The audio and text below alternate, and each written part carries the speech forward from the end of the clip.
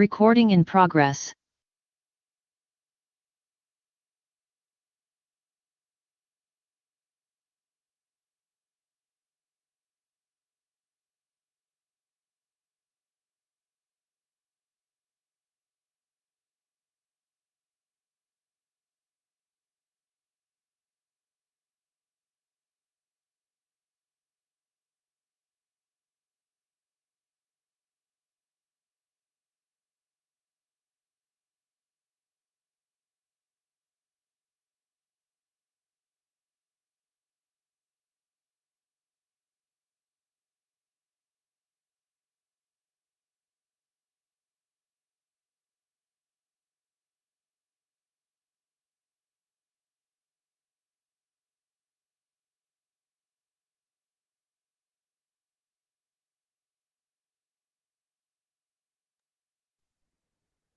Good afternoon, everyone. I think we're just letting folks in from the waiting room now that it's 1 o'clock. Pause a moment and make sure we've admitted everybody so far. Okay, looks good. All right, we can get started. Hello, everyone, and welcome to the Public Staff Workshop on the scope of a scientific basis report for Mill, Deer, and Antelope Creeks. My name is Abby Warner, and I'm an environmental scientist at the State Water Resources Control Board's Division of Water Rights. I'll be facilitating today's workshop. With me as well are board technical staff and members of the board's Office of Chief Counsel. I'd also like to welcome Board Chair Esquivel and Vice Chair Diadamo, who are both attending today's staff workshop. To begin, I'll go over some logistics and an overview of the purpose of this workshop. Next slide, please. First, please be aware that this meeting is being recorded and it will be made available on the board's website after the workshop.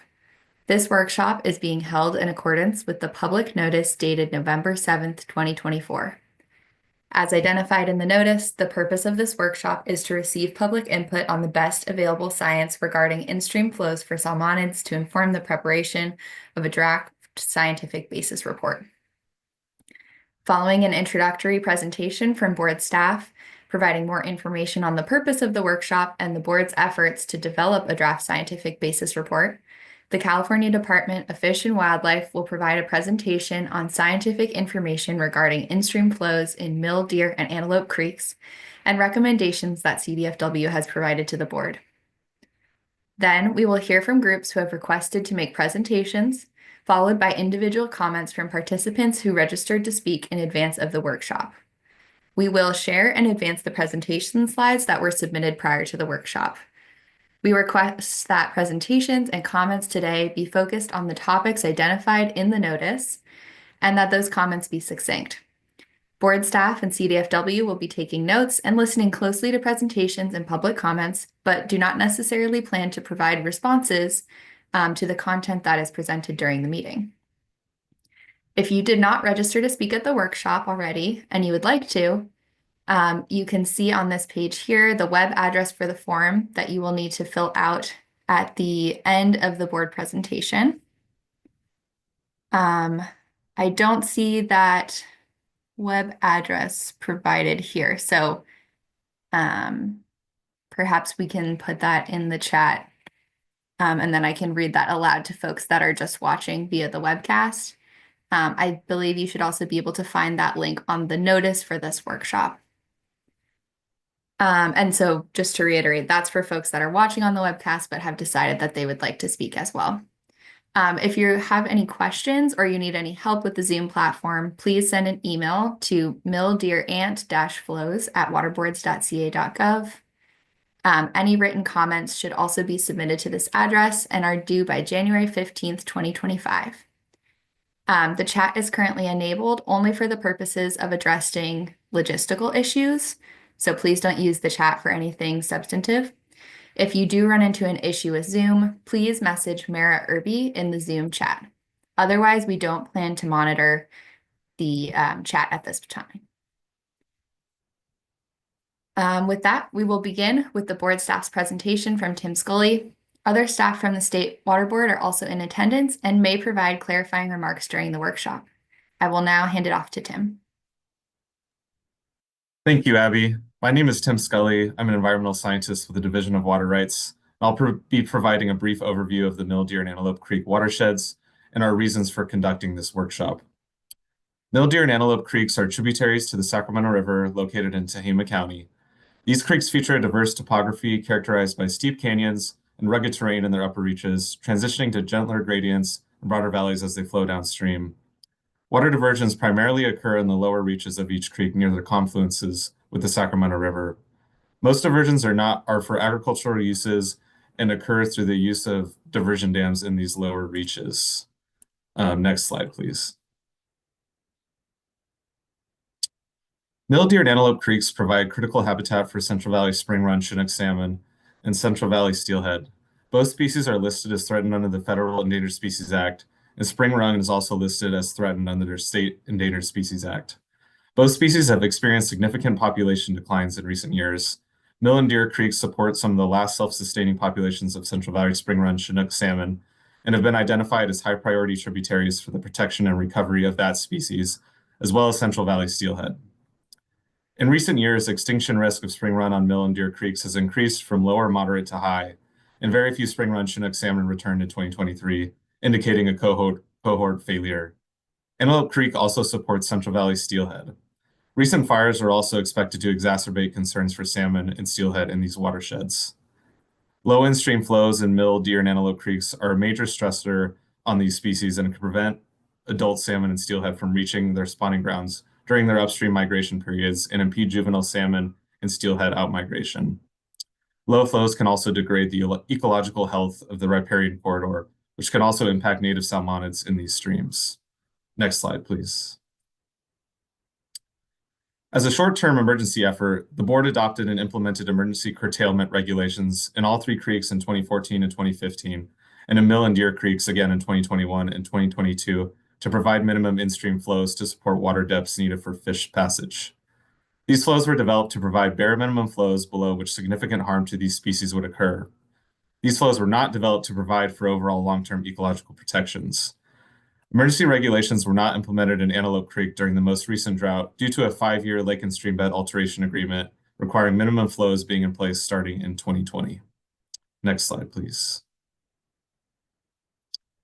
In recognition of the importance of Mill, Deer, and Antelope Creeks to the preservation of salmonid species, in January 2024, as part of Governor Newsom's issuance of the California Salmon Strategy for a Hotter, Drier Future, the State Water Board and CDFW were directed to review in-stream flow recommendations for Mill, Deer, and Antelope Creeks and use of the information to inform a long-term flow setting process. In addition, the board and CDFW were directed to conduct a scientific basis investigation that compiles the best available science and describes how it relates to the flow setting, including analysis for a range of flows. In February 2024, the board received a letter from CDFW providing comprehensive in-stream flow recommendations to support salmonids on 3 creeks and providing other information in support of the need for in-stream flows on these creeks to support their survival. As a result of the governor's salmon strategy and CDFW's request, the board is currently moving forward with the development of a scientific basis investigation through the development of a draft scientific basis report regarding in-stream flows on these 3 creeks with input from CDFW on technical aspects of the report. Next slide, please. The purpose of this workshop is to seek input on the best available science regarding in-stream flows for salmonids to inform the development of the draft scientific basis report. We're also interested in public input and alternative flow regimes to those recommended by CDFW that should be evaluated, as well as any other recommended strategies to support salmonid survival on Mill, Deer, and Antelope Creeks. Next slide, please. Considering information, including CDFW's recommendation, other information shared with the board regarding the project to date, including several letters received before the workshop, the information shared at the workshop today, and any further public comment received by the January 15th, 2025 deadline, the board will prepare a draft scientific basis report. Staff will then release the draft report for additional public comment prior to finalization. The final report will then inform possible next steps related in in-stream flows on these tributaries. Next slide, please. This slide contains some useful links related to the effort. The State Water Board's website for flow recommendations on Mill, Deer, and Antelope Creeks, the Governor's Salmon Strategy, and the State Water Board email address for communications related to the project. These slides will be made available on the board's project website listed here. I will now hand it back to Abby. Thank you, Tim. All right, next slide, please. All right, next we're going to begin the presentation and comment portion of the workshop. I'd like to request that anyone who has joined via Zoom, please make sure to rename yourself with your name and the name of your organization, if applicable. This is so that we know who to ask to unmute when it's time for your presentation or comment. First, we're going to have two agency presentations from CDFW and the National Marine Fisheries Service, followed by a set of public presentations from Fish Bio, and then a panel that includes Golden State Salmon Association and the Nature Conservancy. Given the number of presentations today, we ask that public presenters limit their presentations to 20 minutes. We will be sharing and advancing the presentation slides, so during your presentation, please let us know when to move on to the next slide. If you've reached 20 minutes, we'll make sure to put a warning in the chat, just so that we make sure we can hear from everybody during this presentation time. For the public comments, we have 9 registered speakers so far. We ask that speakers stay within the noticed 5-minute comment length in order to make sure that everyone has time to speak.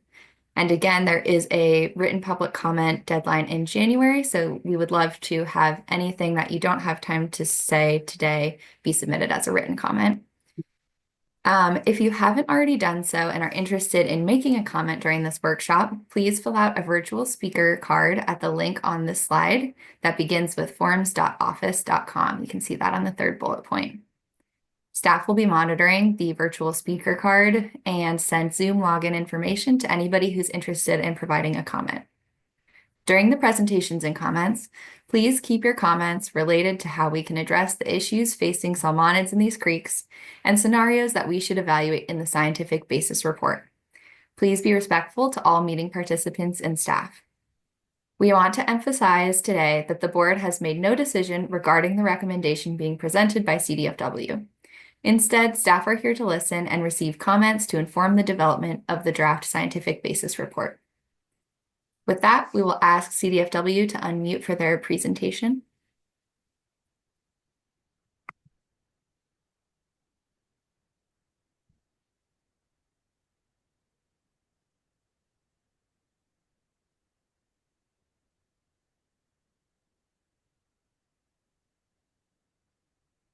And if we have a copy of those slides, I think now would be a great time to pull those up. Thanks so much.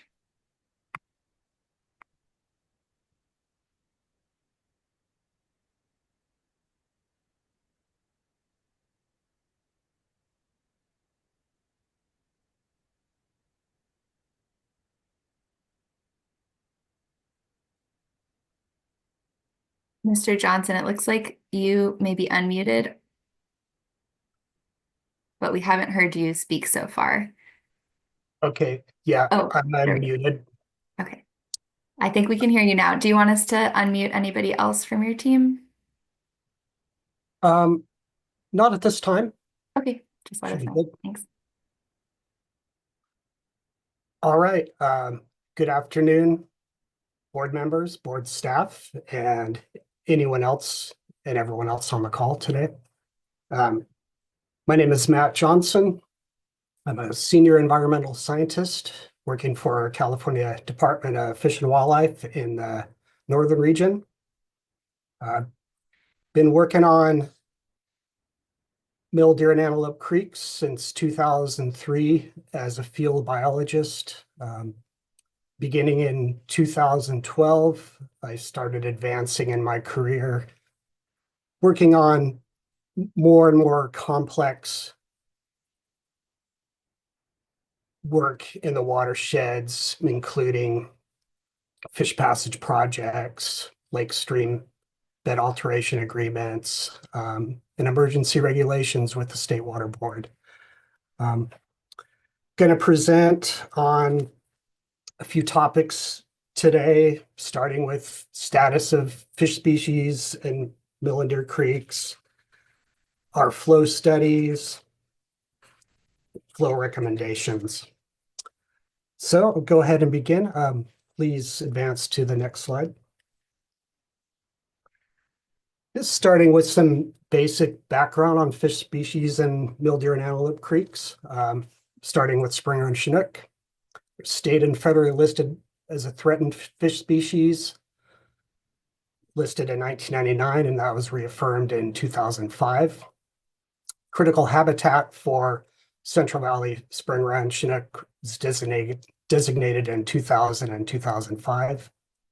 Historically, there were 18 independent populations in the Central Valley. Today, there are only 3 extant independent populations remaining, and those happen to be on Deer Mill and Butte Creeks. Antelope Creek hosts what we consider to be a dependent population.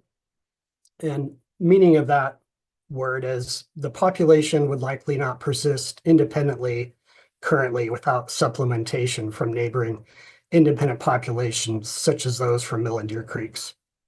However, Antelope Creek would likely support an independent spring run population if fish had suitable flow conditions below Edwards Dam and all water year types, and likely did support an independent population prior to settlement and development of Antelope's water. Regardless of independent versus dependent population status, Antelope Creek provides historic spring run holding and spawning habitat not blocked by an impassable rim dam. Next slide. Another important fish species, Central Valley steelhead. Species is federally listed as threatened in 1998, and that was reaffirmed in 2006. Critical habitat designated in 2000 and 2005. Mill Deer and Antelope Creek steelhead populations are considered Core 1, meaning they're an independent stronghold of natural origin Central Valley steelhead. Core 1 populations are critical to the health and status of their evolutionary significant unit and its persistence through time.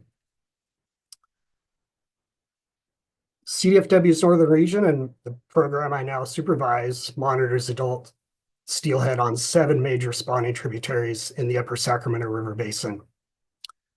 While Battle Creek is supported by a hatchery population of Central Valley steelhead, only Mill Deer and Antelope Creeks do we see a detectable and consistent presence of natural origin steelhead. And that's based on our monitoring of returning adults annually and juveniles expressing seaward outmigration through our acoustic tagging studies. Next slide. Mill Deer and Antelope support more than just Central Valley spring run and steelhead.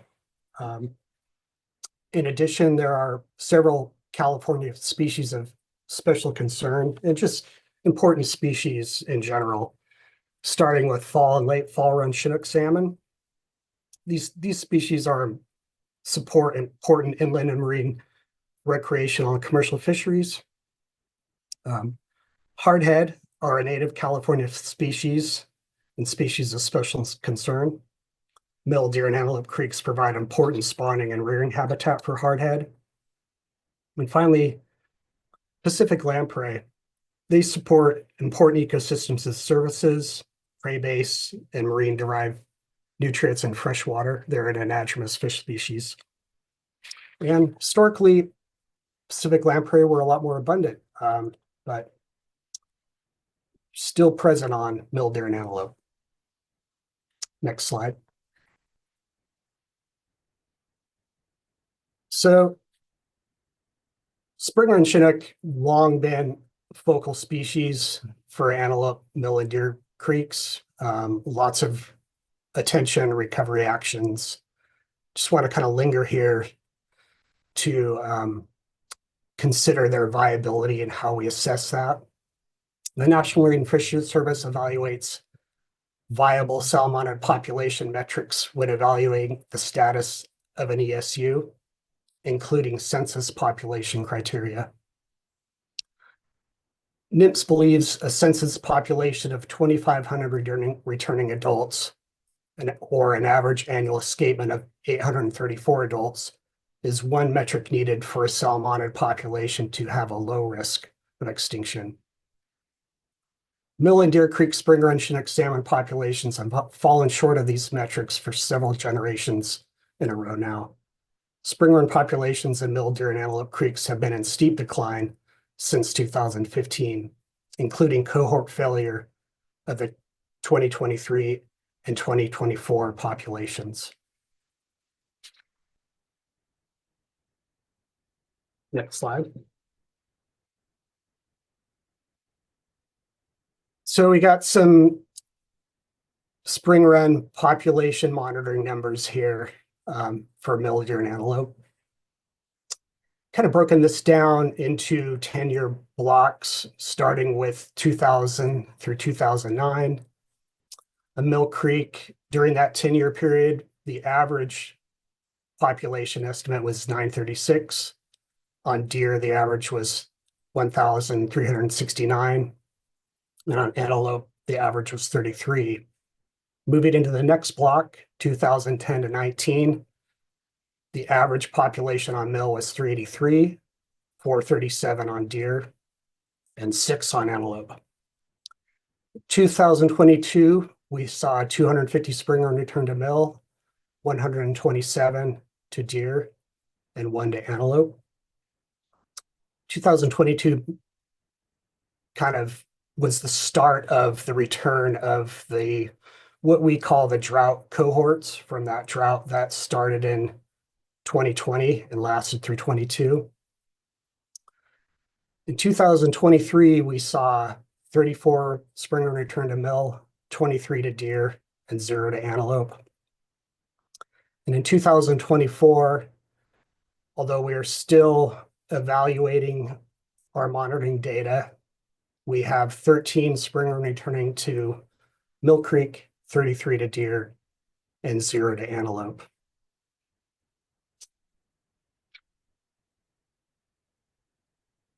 And I just want to talk about cohort collapse a little more. Kind of a definition the fish agencies have used in the last couple of years.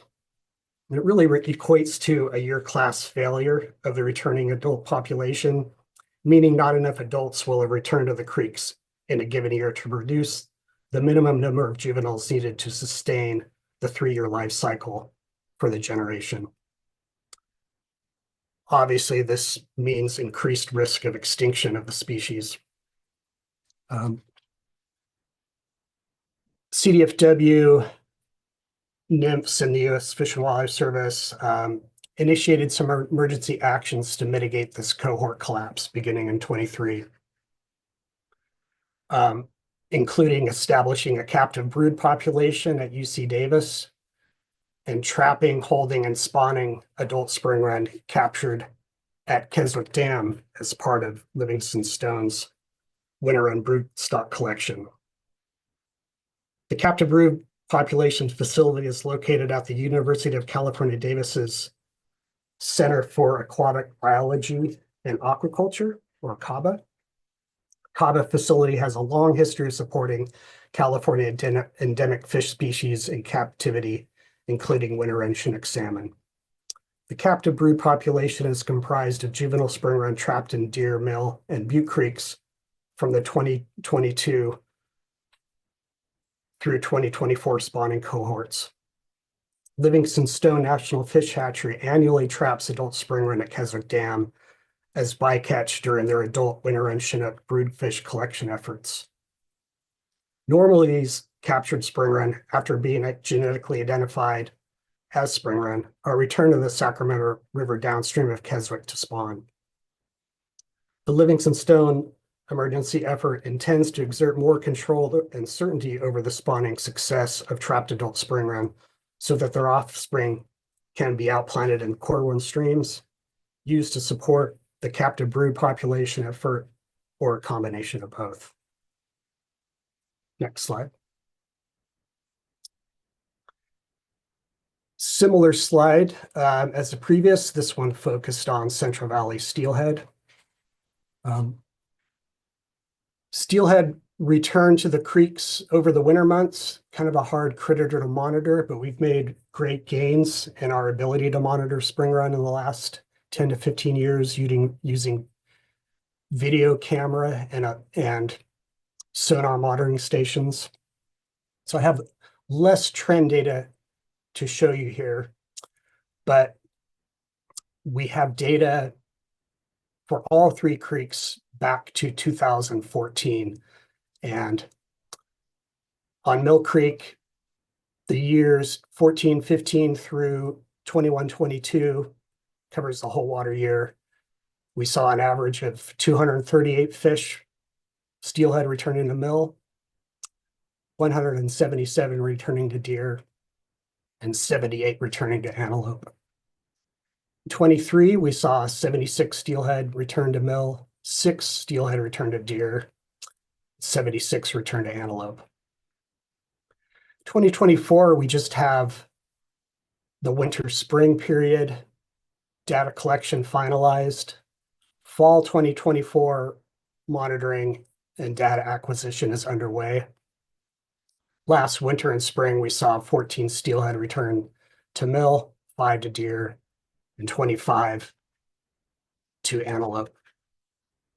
Just for some context, we do have historic steelhead data from Mill Creek, a former diversion dam known as Cliff Dam on the valley floor had a counting station that was operated by the department 1953 through 1963. That time, Mill Creek steelhead population estimates range from 417 to 2,269 fish, with an average of 1,160 fish over that period. Historic steelhead counts from Antelope and Deer Creek are not available. Next slide.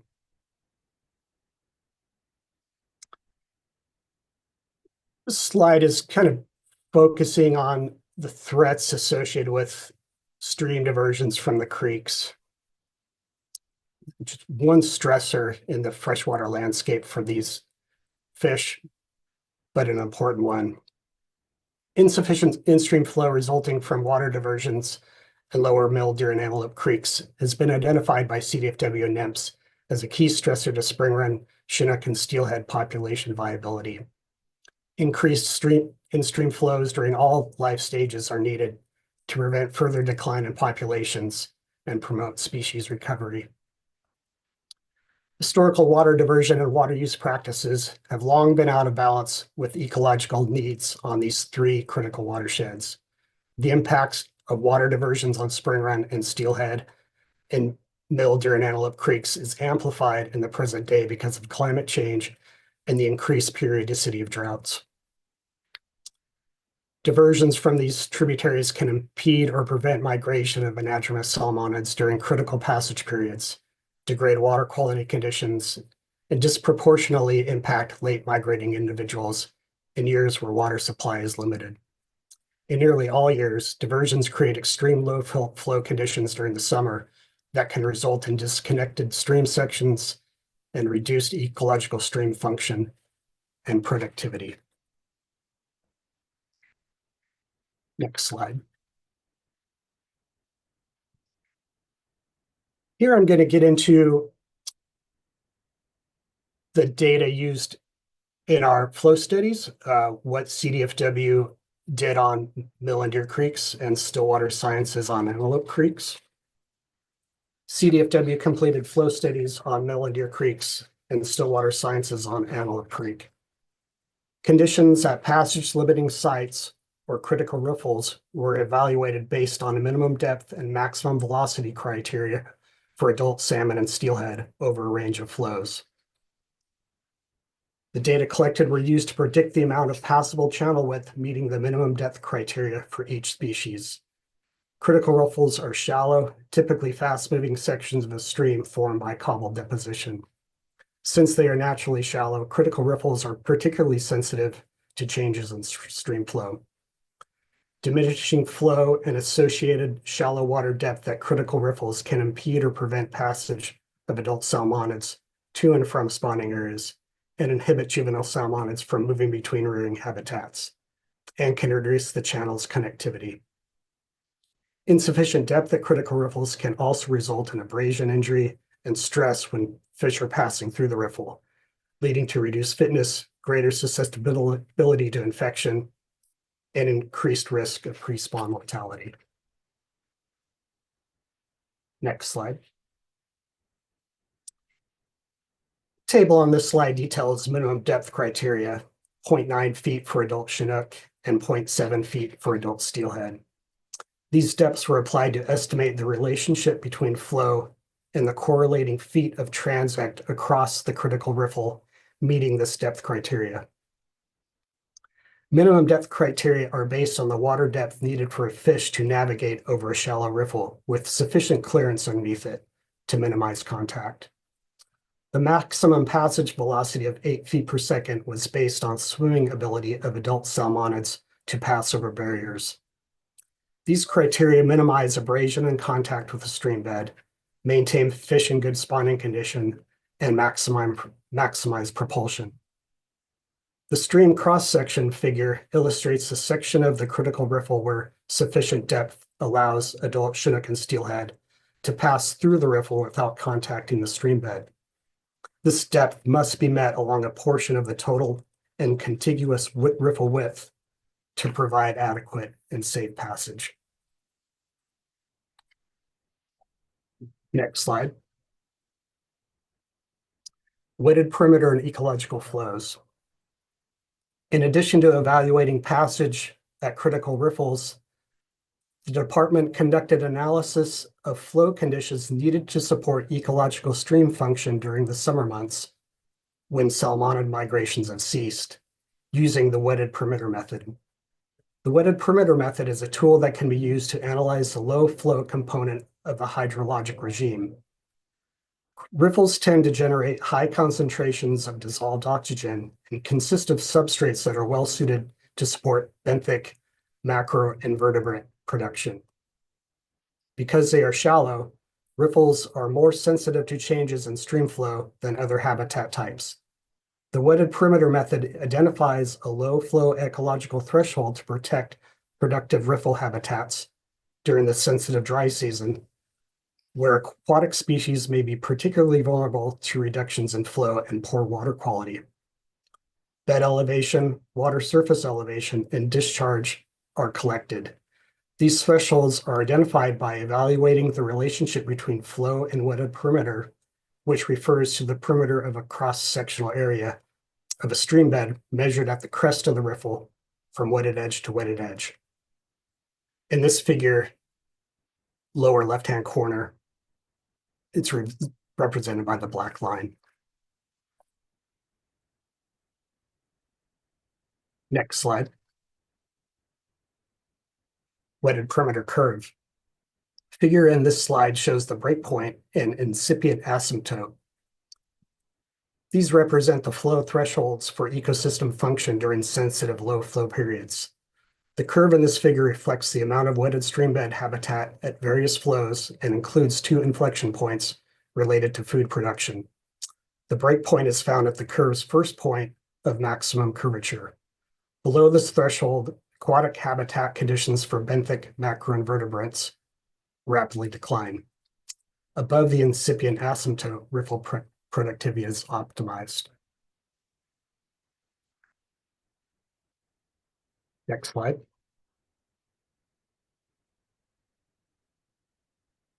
Here we have our flow recommendations by month, the basis and rationale for those recommendations. For the period October through December, we are looking at adult and juvenile salmonid passage, juvenile salmonid rearing, including juvenile winter run Chinook salmon, non-natal rearing, adult fall run Chinook salmon spawning, and ecological function the early part of October, late September. January through March, adult and juvenile salmonid passage, juvenile Chinook rearing, adult late fall run Chinook salmon spawning. April through June, adult and juvenile salmonid passage, and juvenile salmonid rearing. July 1 through 15th, adult and juvenile salmonid passage, juvenile salmonid rearing. Finally, July 16th through September 30th, kind of a high summer. We are looking at ecological function, including macroinvertebrate productivity and riparian stream vegetation.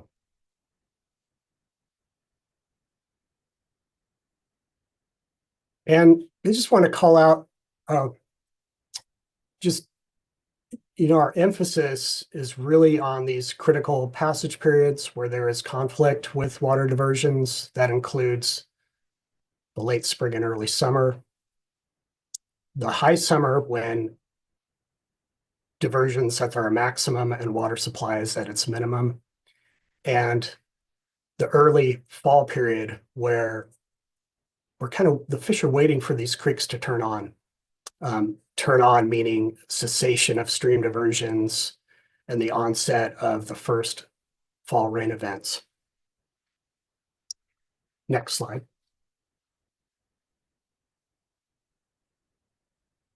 So the following three slides are going to present CDFW's flow criteria for Deer and Mill Creeks and Stillwater Sciences flow criteria developed by their studies on Antelope Creeks.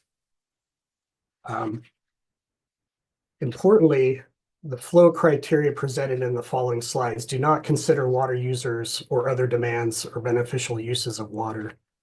These flow criteria were developed using a scientific approach to identify an unimpeded passage of adult salmonids through critical riffles and ecological stream function in the summer months. So thinking about what I presented in the previous slide and applying it to this slide, we have our flow recommendations for critical passage periods for adult and juvenile salmonids, our summer minimum flow criteria developed through the wetted perimeter method, and all of this, it's a lot of numbers here and stuff on the table. This is the same flow criteria presented in our letter. And also want to point out that the department and Stillwater Sciences considered water year type and water year availability, and that is reflected in our approach to water year type, critical dry, below normal, above normal, and wet years. When water supply is available, we are looking at the maximum flow identified for passage over a critical riffle. And on the critical and dry years, we are lessening that flow criteria to meet minimum passage criteria over riffles. And for the summer ecological flow period, the targeted flow is right in the middle of the minimum and maximum flows identified for benthic macroinvertebrates, that kind of break point. In some years in the fall, there's not enough water supply to meet the flow criteria identified in the critical riffle analysis. In that case, we used CDFW kind of took an approach where acknowledging that not enough flow may not be available. So we are asking for, on Mill Creek in this case, 140 CFS or 80% of unimpaired flow. And we can go to the next slide, Deer Creek.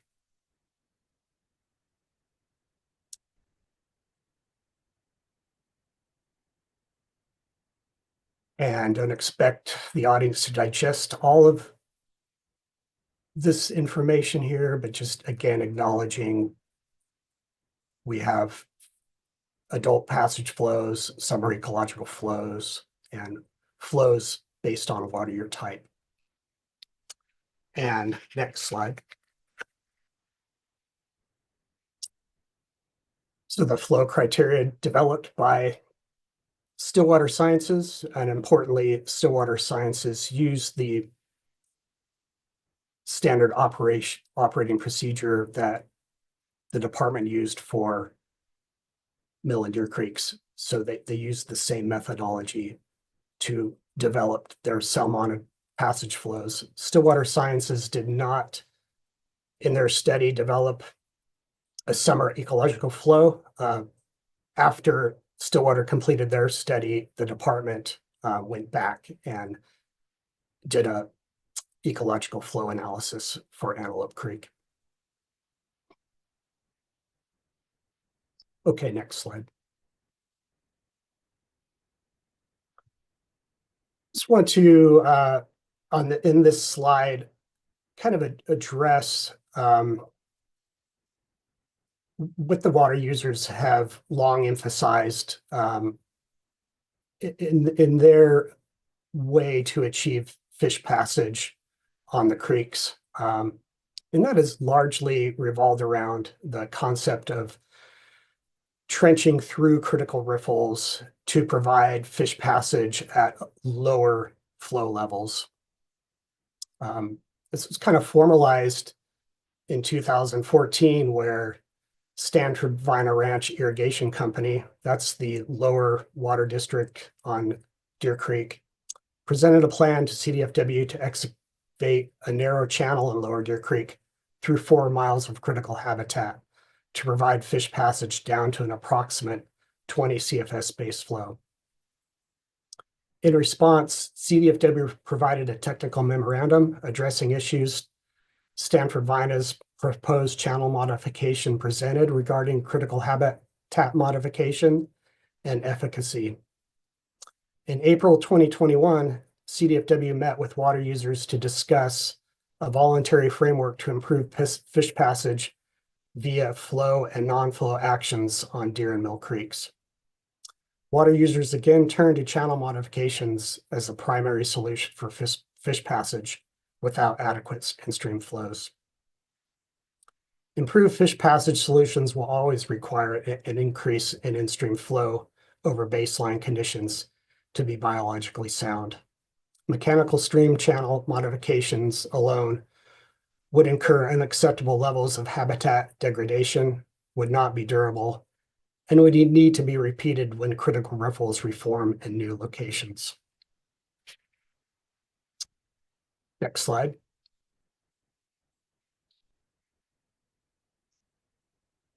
Now the 2024 park fire. I just want to spend a few minutes discussing the park fire. Park fire and its impacts are a large subject beyond the scope of this presentation, but I want to acknowledge it and present a few key points. Since the park fire was impactful to upper watersheds that were in relatively pristine condition before the park fire happened. Just the figure on the right is a pretty broad overview.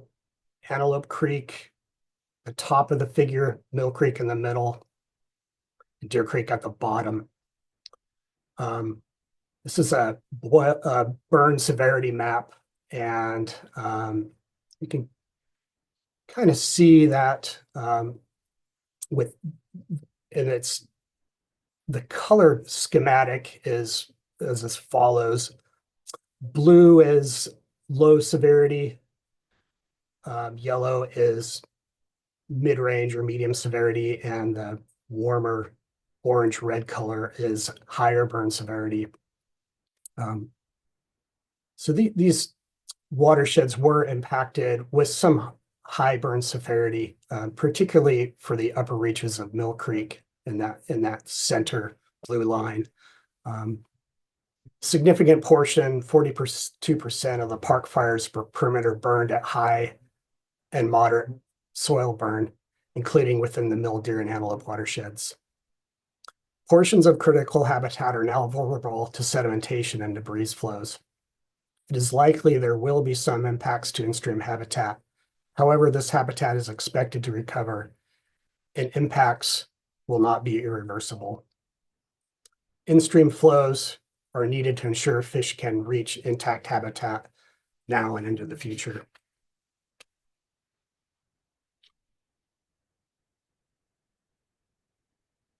And, you know, the park fire has just happened. We've started the water year, kind of started off with a bang with a pretty significant atmospheric river event in late November.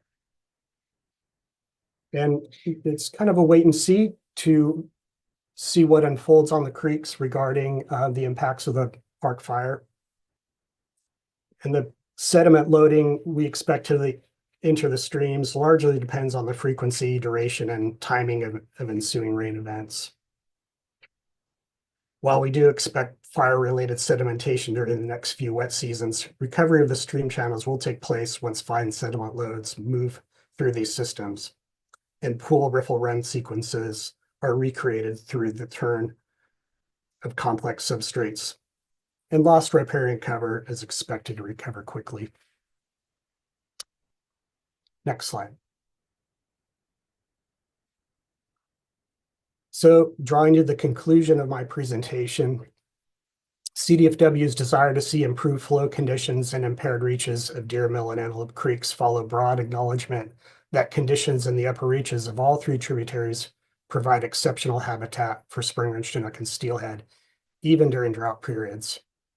These three Sacramento River tributaries are exceptional in the Central Valley in that spring run chinook and steelhead still have access to historic habitat that is not blocked by rim dams. However, access to this habitat has been restricted by impaired flow conditions since agricultural development began in the valley flow reaches in the early 1900s. Existing documents highlighting the importance of these streams include the new California Salmon Strategy for a Hotter, Drier Future, the California Natural Resources Agency's Sacramento Valley Salmon Resiliency Strategy, NMFS's Central Valley Chinook Salmon and Steelhead Recovery Plan, and priority streams in the U.S. and Fish and Wildlife Service Final Restoration Plan for the Anadromous Fish Restoration Program.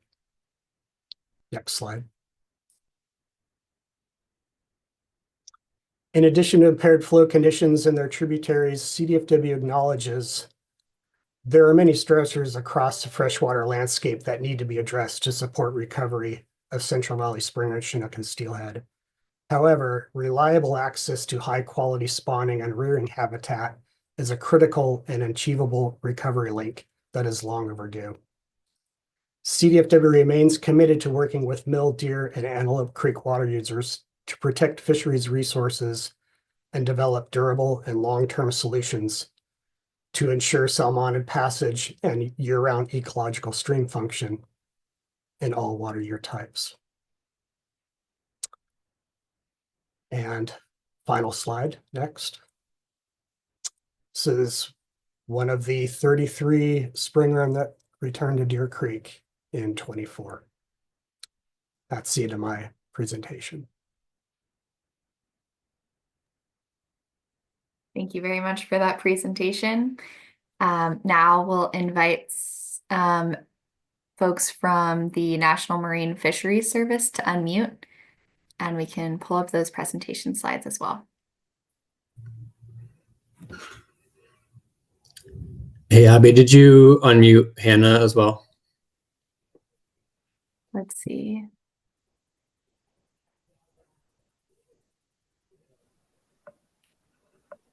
Okay, looks like that worked. Okay, thanks. Okay, take it away. Yeah, thank you. So I am Brian Elrott. I'm NOAA Fisheries Central Valley Chinook Salmon and Steelhead Recovery Coordinator. And I'm presenting today with Hannah Moan. She's our new, excuse me, lead biologist for the Lassen tributaries, so Mill, Deer, Antelope Creek, and a few others. We'd like to, well, I will say we made this presentation for 10 minutes because that's the amount of time we thought we had. So remember the kindness we're doing, y'all, for doing a shorter presentation here. We just wanted to convey, the purpose of our talk is really to convey how important these creeks are to spring run Chinook salmon and steelhead recovery, and how important the board's flow setting process is to protecting these valuable species, and hopefully provide some information that's helpful to the scientific basis report. Next slide, please. So we've heard how mill and deer spring run are among the last, wild extant spring run populations in the valley, along with Butte Creek. And they've persisted for several thousands of years at least, largely because they still have access to their historical high elevation spawning habitat. We've heard that from Tim and previously from Matt. Maybe one thing I'll highlight here is just the climate change resilient piece, because they still have access to that historical habitat. And we're really, this is kind of a transition zone between Southern Cascades and the Sierras. So we're still getting some spring influence into these creeks. Cordellini et al. 2021 showed, they did a climate change projection, out to August 2080, and even in, that sort of long time frame, they projected suitable habitat for spring run in the upper portions of Mill and Deer Creeks should persist until that time frame, and a little bit in Battle Creek as well. But really, there's the amount of suitable habitat out when you look out that far is very limited. So it speaks to the need to preserve these populations. Next slide, please. So here, just continuing on with some characteristics for mill and deer that make them unique. Because of, they've had that access to their spawning and rearing habitat, they've maintained the genetic and life history diversity that allowed them to persist for such a long period of time. Here, the figure also from Cordellini et al. 2021 is comparing really the timing of outmigration for juveniles from the creeks. So, and sort of comparing mill deer to Butte Creek. This is with a otolith analysis. The otolith increment number is really a proxy for size and age. But the takeaway is, when the fish are leaving mill and deer, they are, sorry, my boss is like chatting me right now. Not on this, but when they leave mill and deer, they do it over, diversity of size and age. And really, they're the only systems in the Central Valley that produce yearlings. We don't really see yearling spring run Chinook salmon anywhere else in the valley. Maybe a little bit in Butte Creek, but for the most part, these are the places that have the last remaining sort of yearling life history strategy. And the research shows that those fish tend to do better in drought and poor ocean conditions. And really, so you're seeing the portfolio effect, giving these depending on which the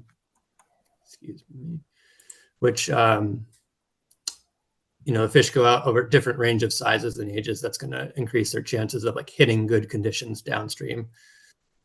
My boss really wants to get me right now. Okay, next slide. Yeah, and we've heard how mill and deer are the last populations, but here's a historical population structure of spring run. There were 18 viable independent populations throughout the valley. As Matt said, Antelope Creek historically supported a dependent population. We're really just left with, like I said before, next slide. The mill and deer populations, and the other blue line there is Butte Creek, like we've talked about. So because those populations have persisted, they have that, historical life history diversity and important genetics. They're really sought after for reintroduction efforts like the San Joaquin River reintroduction program. But instead of being able to use them for that, they are going extinct, as Matt showed. Next slide, please. So this is our 5-year review viability analysis. NOAA Fisheries does a 5-year review to see if threatened and endangered species need to change their status. Here's the viability portion of that. You can see these populations have been at high risk in all but 2015. The most recent analysis was in 2022 using data through 2021. Next slide, please. And as Matt said, the extinction risk is increasing, and we know that from specific numbers that Matt showed, but you can see on the figure here, we're watching an extirpation event. And in response to this, next slide, Matt covered this emergency action effort as well, but this is CDFW, Fish and Wildlife Service assisted as well, but collecting juveniles in the wild to bring them into captivity so we can preserve the remaining genetic diversity and hopefully raise these juveniles to adults and spawn, and then have some numbers of fish to repopulate the creeks with. And I put these in here, and next slide as well. All right. Just to really drive home the point, I mean, these should be like gut punch, like heartstring pulling images here.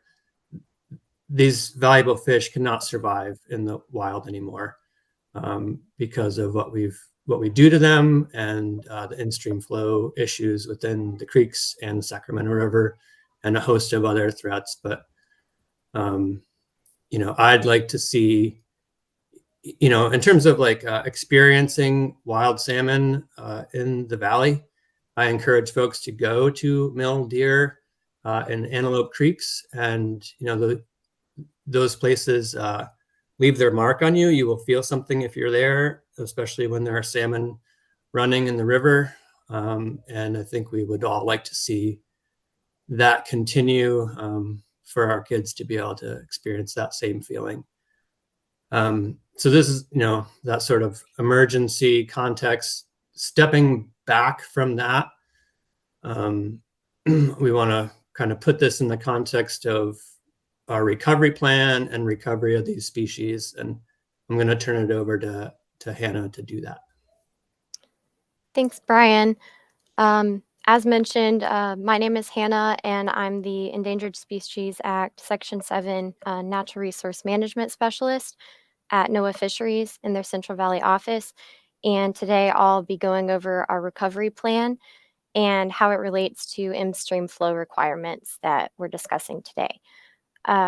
So the implementation of our recovery plan for the Sacramento River winter run Chinook salmon, the Central Valley spring run Chinook salmon, and the California Central Valley steelhead is vital to the continued persistence and recovery of these populations.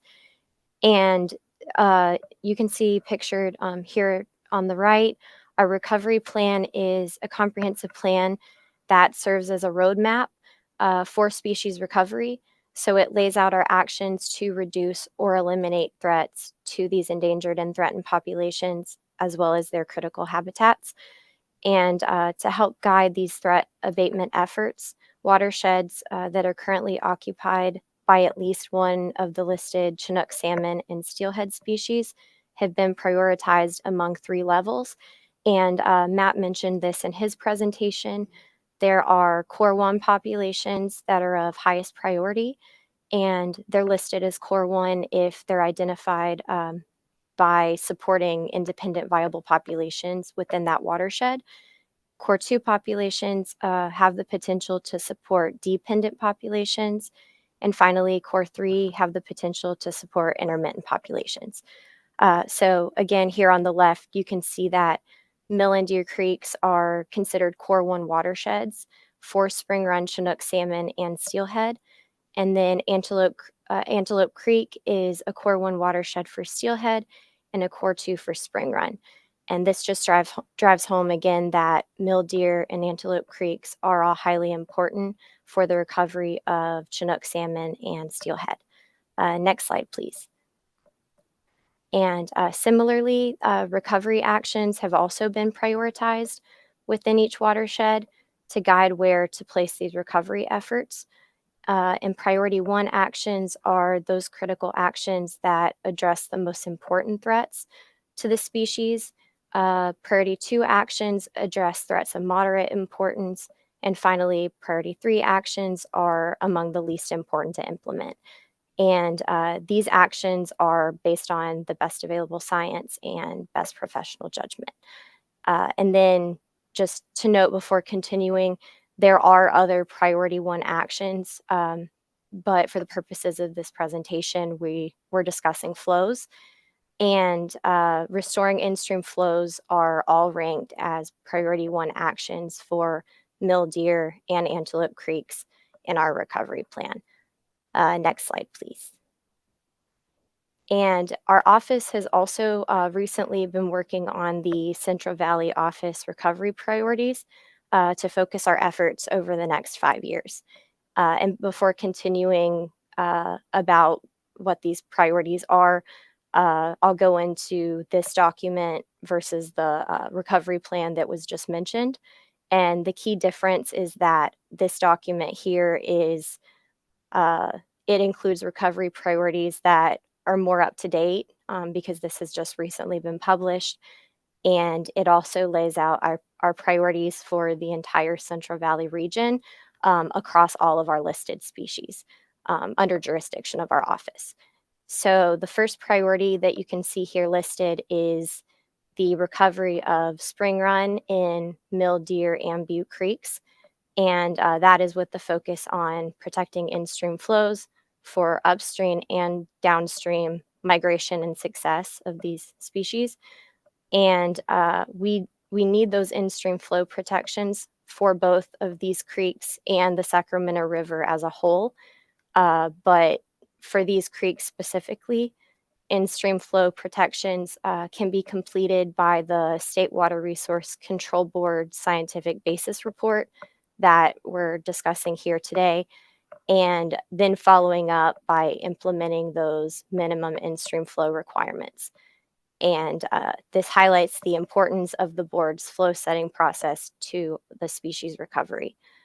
And before going on to the final slide, there are some grayed out priorities here as well. And for the purposes of this presentation and time today, we won't be going into those other high priority actions, but we wanted to note them here just so you can compare and see how important in-stream flows in Mill and Deer Creeks really are and compared to these other priorities. And next slide, please. All right, to summarize, I will list these key takeaways just to drive home our message here today and wrap up what Brian and I have been talking about. Our first takeaway is that spring run Chinook salmon in Mill and Deer Creeks are 2 of the 3 wild salmon runs that are remaining in the Central Valley, with the third being Butte Creek. Our second takeaway is that more protective flows are needed in Mill Deer and Antelope Creek and within the Sacramento River as a whole to prevent spring run extirpation. The third point is that the flow setting process is critical to the continued persistence of these salmonids in these 3 creeks. And the fourth is we recommend achieving in-stream flow criteria based on the best available science that has been identified in CDFW's flow studies that Matt talked about a bit today. And last but not least, our greatest takeaway today here is that we're grateful to the board for going through this process, and we at NIMS are committed to working with Mill Deer and Antelope Creek water users, the State Water Resource Control Board, and CDFW to develop these in-stream flow solutions that protect these valuable salmon populations. And next slide, please. Next slide, please. I don't know if you can hear me. Oh, okay. And that's the end of our presentation. Thank you for listening. Thank you very much for that presentation.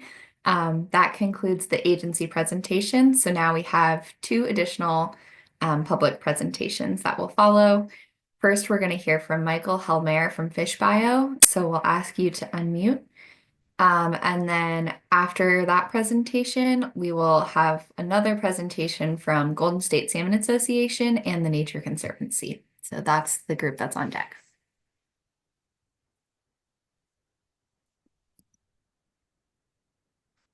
Okay, well, good afternoon, everybody, and thank you for the brief introduction. And yeah, thanks to Mr. Johnson for the introduction on the watersheds and the experts from NIMS as well.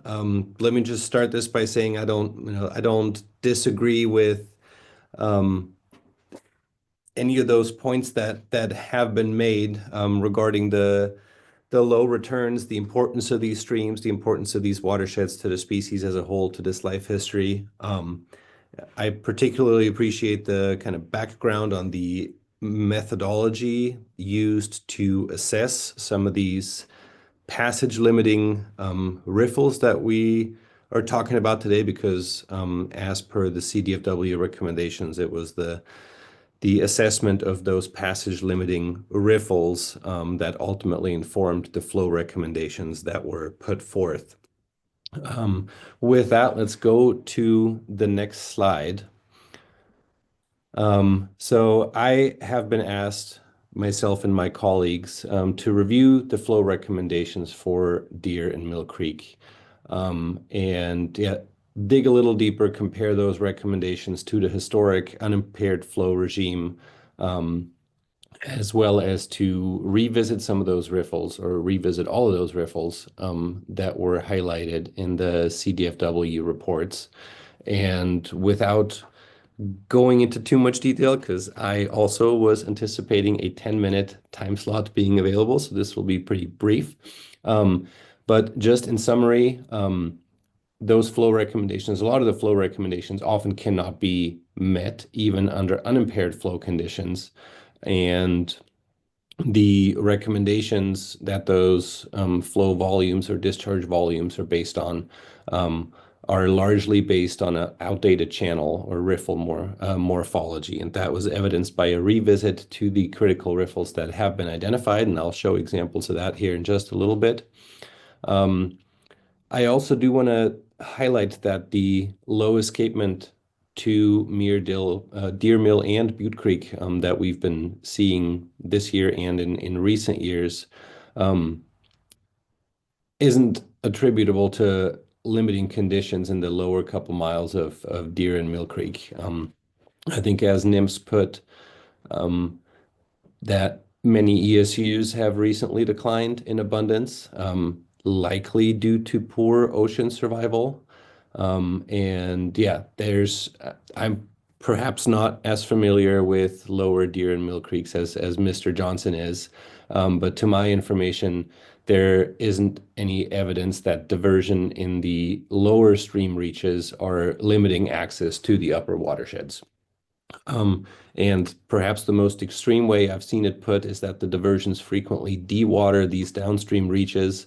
I can also attest that that is not the case. I've actually been asked to assess the extent of aquatic habitat available downstream of the lowermost diversions in Mill and Deer Creek during the peak of summer in August of a critically dry year, and I will provide a little bit of information on what myself and my colleagues found there later on as well. So if we can go to the next slide. And we won't spend too much time on this slide, but in this summary table, you can basically see this is data from the USGS gauge on Mill Creek. And what we see in this table is that based on the water year type, and this is looking at about 100 years of discharge data, based on water year type, by each month, the average number of days when the passage threshold that was recommended by CDFW was not met, even under unimpaired conditions. So not taking into consideration any competing interests or balancing interest of flow. So this is based on unimpaired flow. And yeah, as we can see, even in February, March, April, all the way, and definitely by July. In July, during critical years, the recommendation could never be met. But even in below normal or even in above normal years, later in the year, we come into time periods when the flow recommendations can't be met, even in complete absence of diversion. And along with that, it's probably worth noting, and this is all based on CDFW monitoring data from the lower creeks, that in dry years, adult migration later than May is typically very, very rare. So in the example of 2007, just to pick a year, less than 1% of total escapement. If we can go to the next slide, please. So here we see one of the critical riffles, and we'll just go through these real quick. This is critical riffle 2.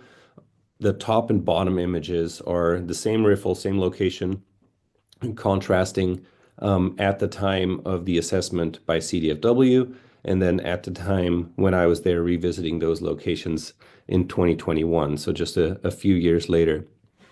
I believe the top image was taken prior to 2017, so prior to those large discharge events that we saw. But again, just to compare these two here, this critical riffle 2 did remain the widest critical riffle downstream of the lowermost diversion dam. But since then, the wetted width even has remained largely unchanged. But we see it at slightly higher flows in the lower image here. And there's the channel, or the thalweg, was clearly more defined at the time this riffle was revisited, likely a consequence of scouring and bed mobilization during periods of high wintertime flow. If we can go to the next slide, we'll just go through these riffles pretty quickly just to show the compare and contrast the upper and the lower images of the same riffles. This is critical riffle 3. Again, shallowest cross-section during the revisit was slightly shorter. Again, probably just minor changes in bed morphology on this one. If we can go to the next slide, please. This riffle has changed completely. This had been identified previously, or by CDFW, as the second most limiting location to adult salmonid passage. But since then, substantial erosion has occurred along the right bank. As one can see, and subsequent gravel deposits have raised the bed elevation in the right half of the stream channel. So that riffle looks completely different now than it did during the CDFW assessment. So there's actually no direct comparison to a previous assessment possible due to the changed bed morphology. We can go to the last riffle we're highlighting for Mill Creek here. Again, this is critical riffle 7. It was found to have changed slightly since the previous assessment. The wetted width being slightly constrained in the center of the channel, and was actually considered passable at the flows of the assessment. And a similar picture can be observed on Deer Creek, if we can go to the next slide. So again, here just in the table, the summary to illustrate, again, the review of unimpaired flow data that reveals that the flow recommendations often cannot be met, even in complete absence of diversion. And again, just to highlight that migration of adult spring run Chinook salmon, that is relatively rare after mid-May, typically less than about 5% of the overall escapement. Again, in the table, as one can see, as early as February in critically dry years, a quarter of the month, the flow recommendations as proposed by CDFW can't be met during critically dry years. We can go on to the next slide. We'll just look at a couple of riffles on Deer Creek. Here again, we see one of the passage limiting riffles that was identified, critical riffle 31 by CDFW. Again, when revisited, was found to have changed drastically in its configuration since the previous assessment. Since then, the riffle crest and the associated vegetation has eroded away. Flow patterns over that formerly transverse riffle have changed, and the thalweg has moved to the opposite side of the river. So this, actually, I'd have to admit I don't know what that specific riffle looks like right now, but at least when I was last there in 21 during this assessment, that channel feature couldn't even be described as a riffle at that time. So let's go to the next slide and look at the last riffle for Deer Creek. So again, here top versus bottom, granted at higher flows, so 70 CFS compared to the 12 CFS in the picture on top.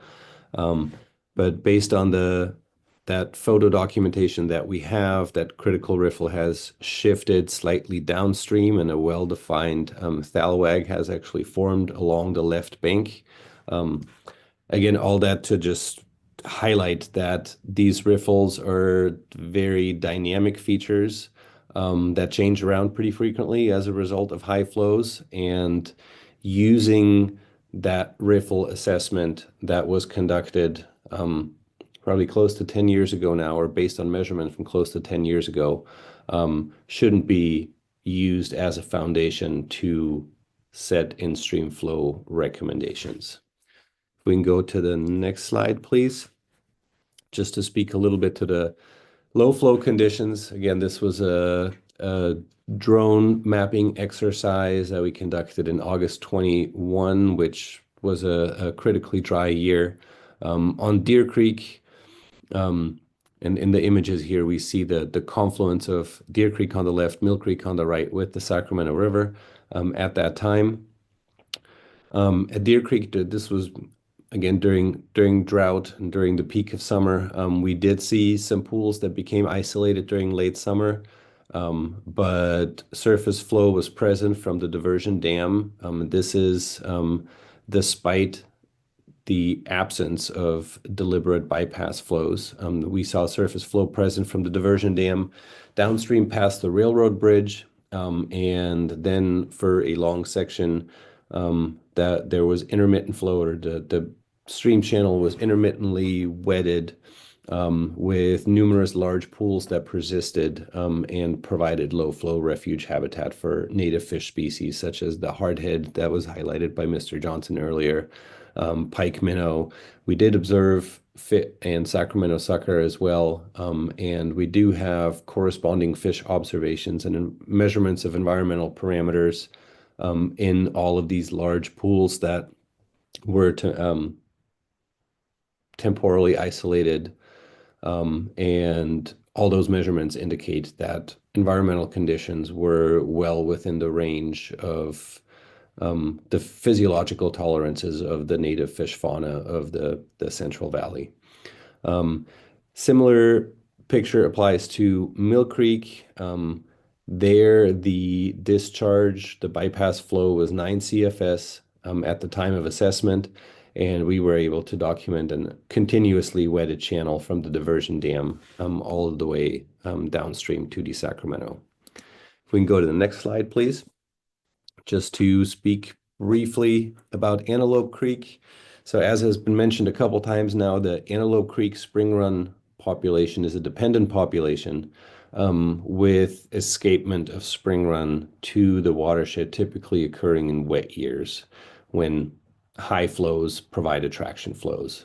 The surface flow is a little different in Antelope Creek than it is in the other watersheds due to the distributaries lower in the watershed, as is described in great detail in the still water assessment. But the expectation will be that surface flow, continuous surface flow to the Sacramento would likely cease in the valley reach, even in absence of diversion. And this is based on nearby watersheds of comparable size and precipitation patterns, such as Big Chico Creek, where connectivity to the Sacramento also ceases despite diversion, or despite absence of diversions.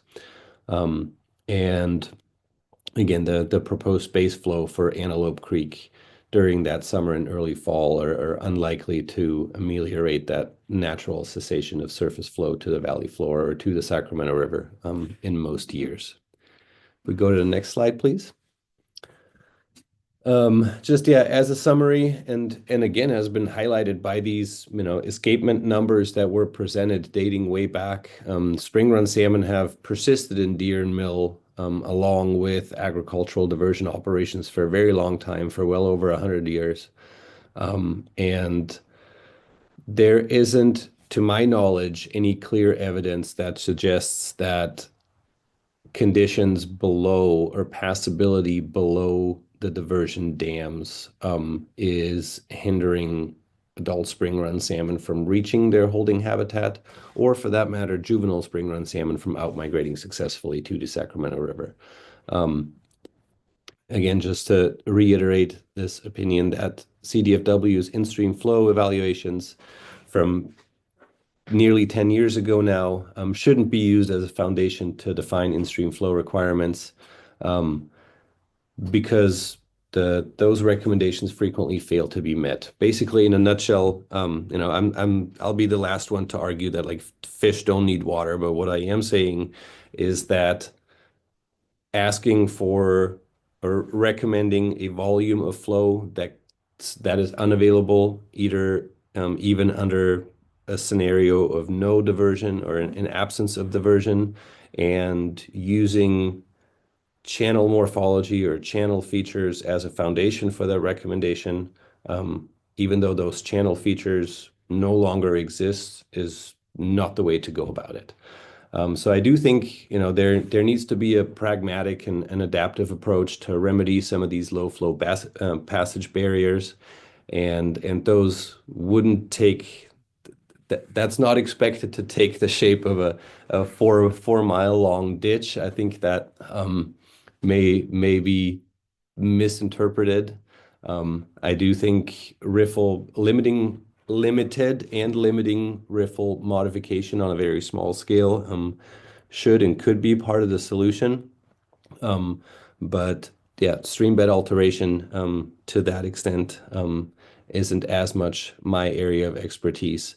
But the last thing I want to highlight here is that going back to the ephemeral nature of these stream channel features, is that increased sediment deposition that is expected post campfire now, post park fire now, may certainly exacerbate these fish passage concerns in the lower streams, as much more sediment will be deposited there in this year and in years to come, probably, than on average. And the features and riffles that we see downstream of the diversions, especially in Deer and Mill Creek, are expected to change pretty dramatically. Again, just highlighting the need for a more adaptive solution, rather than expecting some of these features to be static, and basing flow recommendations on features that are pretty ephemeral. And with that, we can go to the next slide, and that will conclude my comments.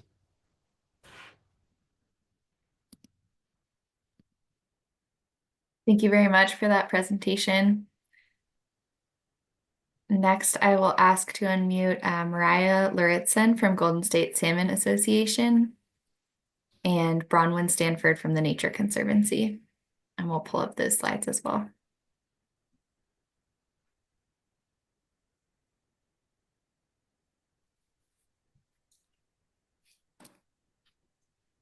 Hello, everyone.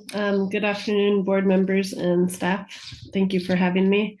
My name is Mariah Lauritsen. I'm with the Golden State Salmon Association, which represents the entire California fish industry.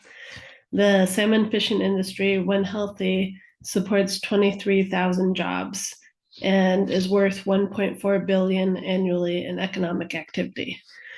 Our industry is shut down in 2023 and 2024, and we don't know if we will have a season in 2025.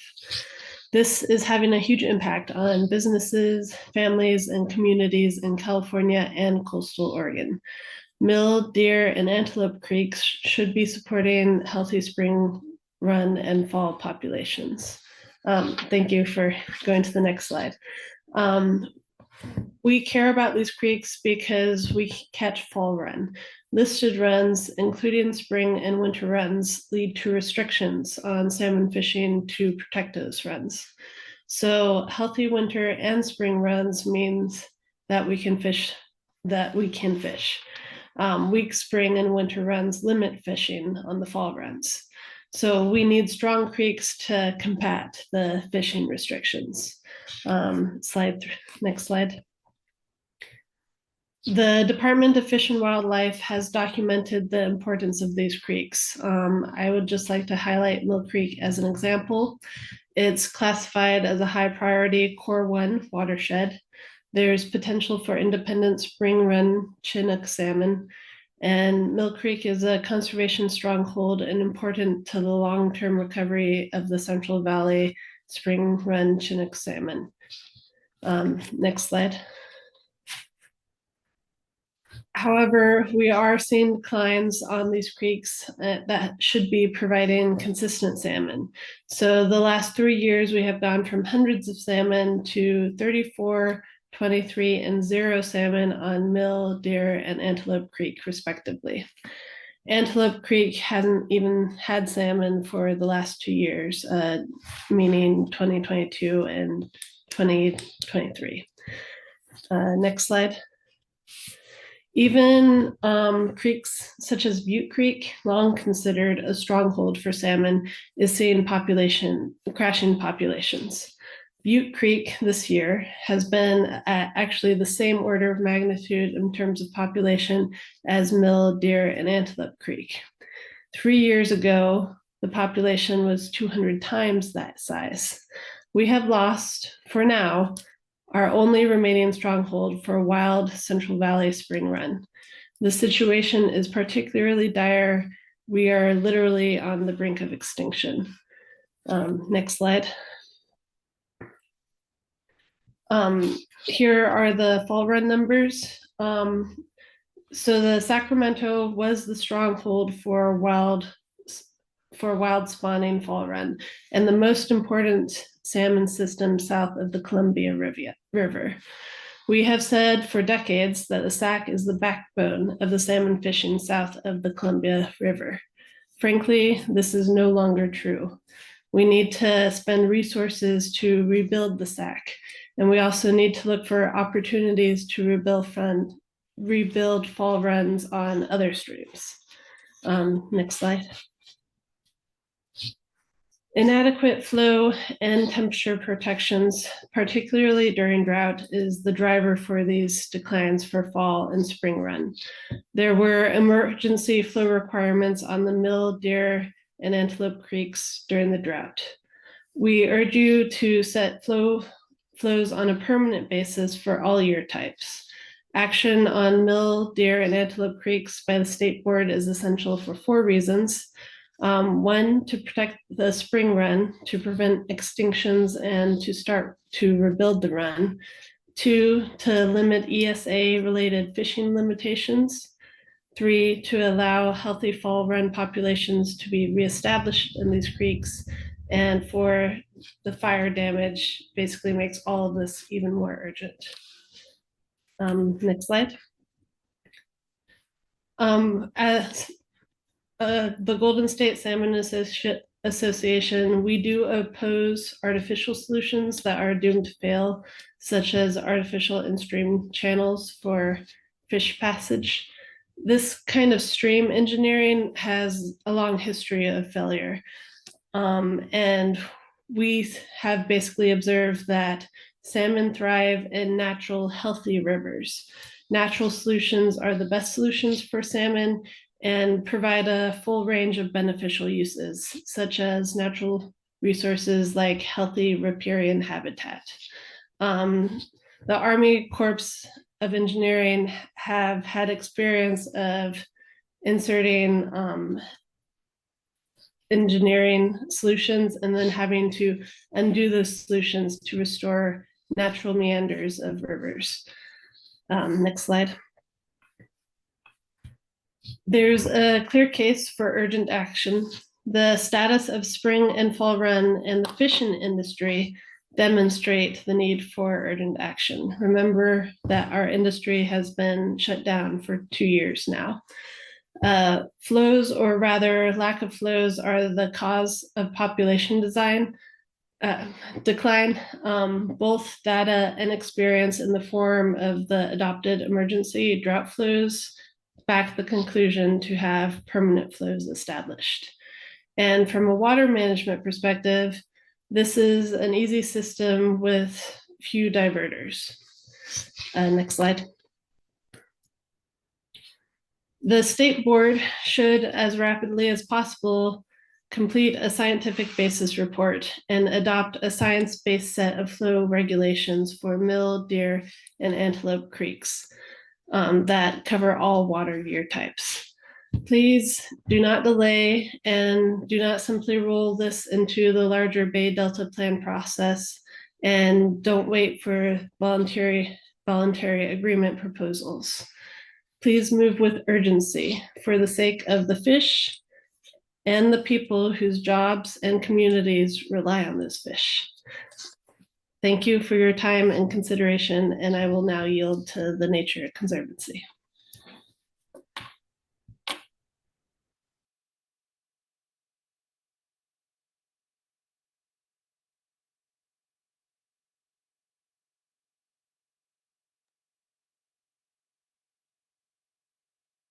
Thank you so much. Hi, my name is Bronwyn Stanford. I'm the lead river scientist for the Nature Conservancy's water program here in California. The Nature Conservancy is a water rights holder on Mill Creek, so my presentation is going to focus on Mill Creek, but as we've heard this afternoon, flows are needed on all 3 of these creeks, Mill, Deer, and Antelope. The Nature Conservancy acquired property in Mill Creek in an attempt to help support spring run populations there by being able to commit some water to in-stream. We're active in in-stream environmental flow science. I'm part of the technical team developing the California Environmental Flows Framework. And environmental flow criteria are necessary for all streams in California. However, we're particularly concerned that Mill and Deer Creeks, which support 2 of the only 3 rivers with independent spring run populations, as we've heard several times today, that these creeks do not have mandated in-stream flows outside of the recent drought actions. As we also heard earlier today, NIMS's 5-year status report shows populations in decline, particularly in drought years. Cohort failure occurred in 2023 and is likely to be, it appears to be happening this year as well, as a result of these recent declines with very few returning adults. As we heard from Brian, extinction risk is really high. Insufficient in-stream flows in both creeks have consistently been identified as a top threat to spring run populations, and providing flows, as we heard, is a priority 1 recovery action in the nymph salmon and steelhead recovery plan.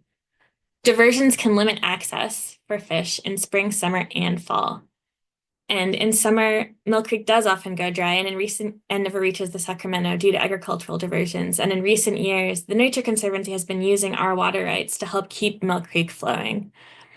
Emergency regulations have been required 4 times in the past decade to ensure minimal flows in Mill Creek. Next slide, please. It's critical that we protect environmental flows in these streams, and these criteria should be designed to provide ecologically functional flows. Functional flows are based on the idea that not all flows are equal, and some have an outsized impact on ecological and geomorphic function, which in turn are important for long-term ecosystem health. To support the integration of functional flows within environmental flow criteria, I'm part of a team that has developed the California Environmental Flows Framework over the past 6 years. And as part of this framework, we emphasize that these flows are needed year-round, as CDFW recommended, and that they should vary with natural hydrologic patterns and from year to year. So, for example, drought flows in all years is not supportive of ecological function and would not be adequate under this framework. Next slide, please.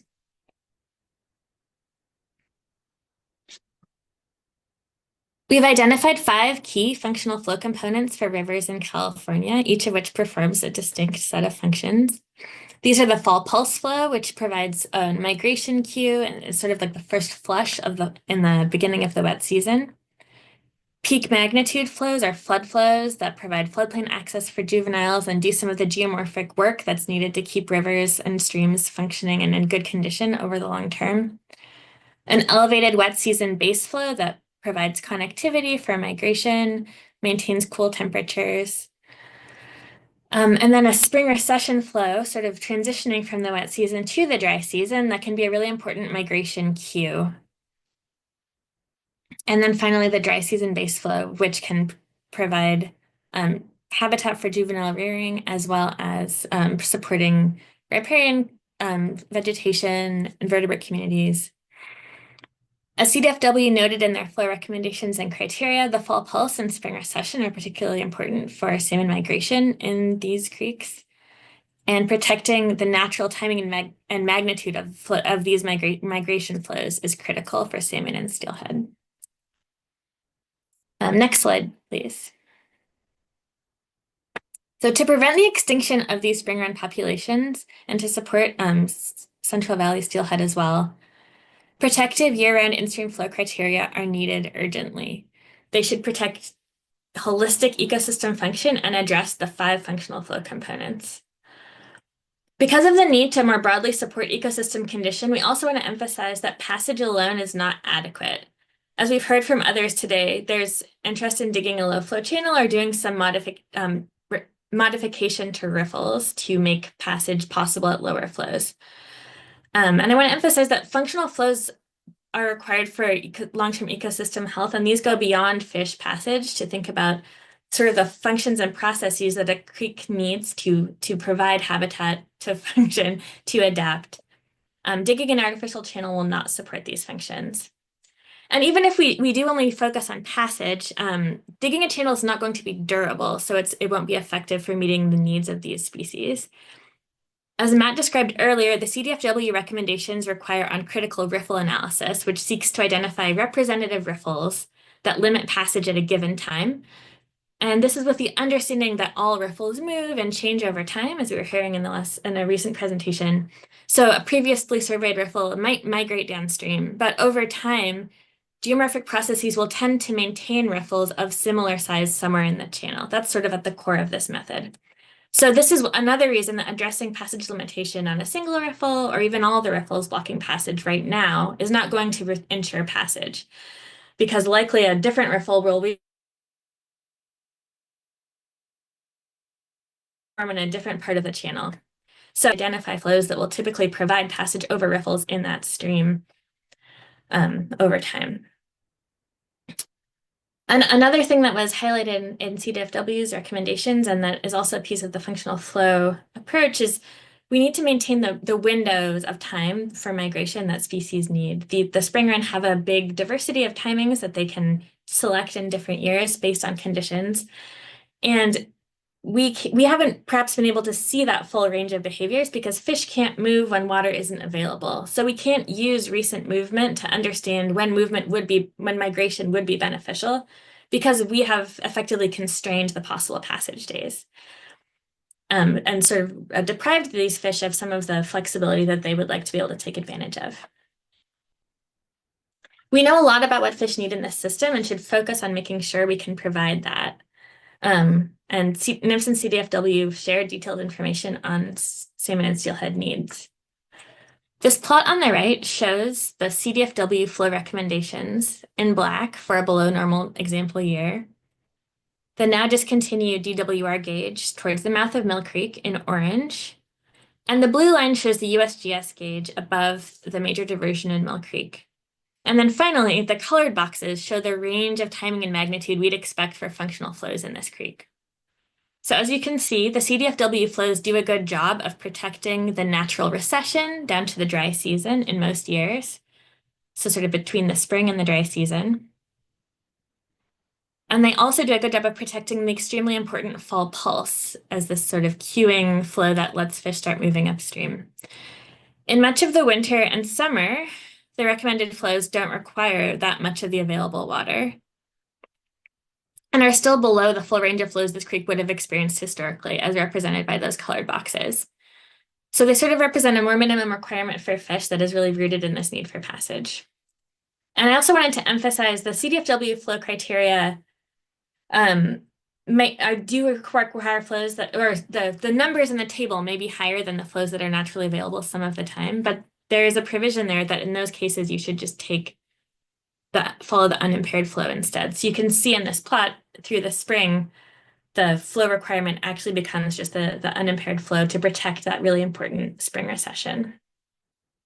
Mill and deer are our best opportunity for covering spring run, and we need to get fish to the headwaters and maintain the lower portion of the watershed in good condition. Through managing flows, we need to work to extend the window where fish can safely move upstream. Next slide, please. Oh, sorry, next, thank you. In conclusion, we support the proposed action to move forward with a scientific basis report. This report should build on the CDFW flow recommendations and should include flows that vary by water year type and protect river needs throughout the year. The drought flows were a helpful emergency action, but are not adequate for fish passage or ecosystem health. We also encourage additional gauging in Lower Mill Creek to more accurately track flow conditions. We submitted a proposal for the gauging location a few years ago and are happy to share that again. No action in this case is an action, so taking a step towards a scientific basis report is important. We don't have all the answers right now, but this would set us up to make the right decisions down the line. And particularly in these watersheds, as we've seen with the data from recent years, delay is extremely costly. So we support interim flow requirements until permanent environmental flow criteria can be adopted. Thank you so much for this time and needed attention to these important streams.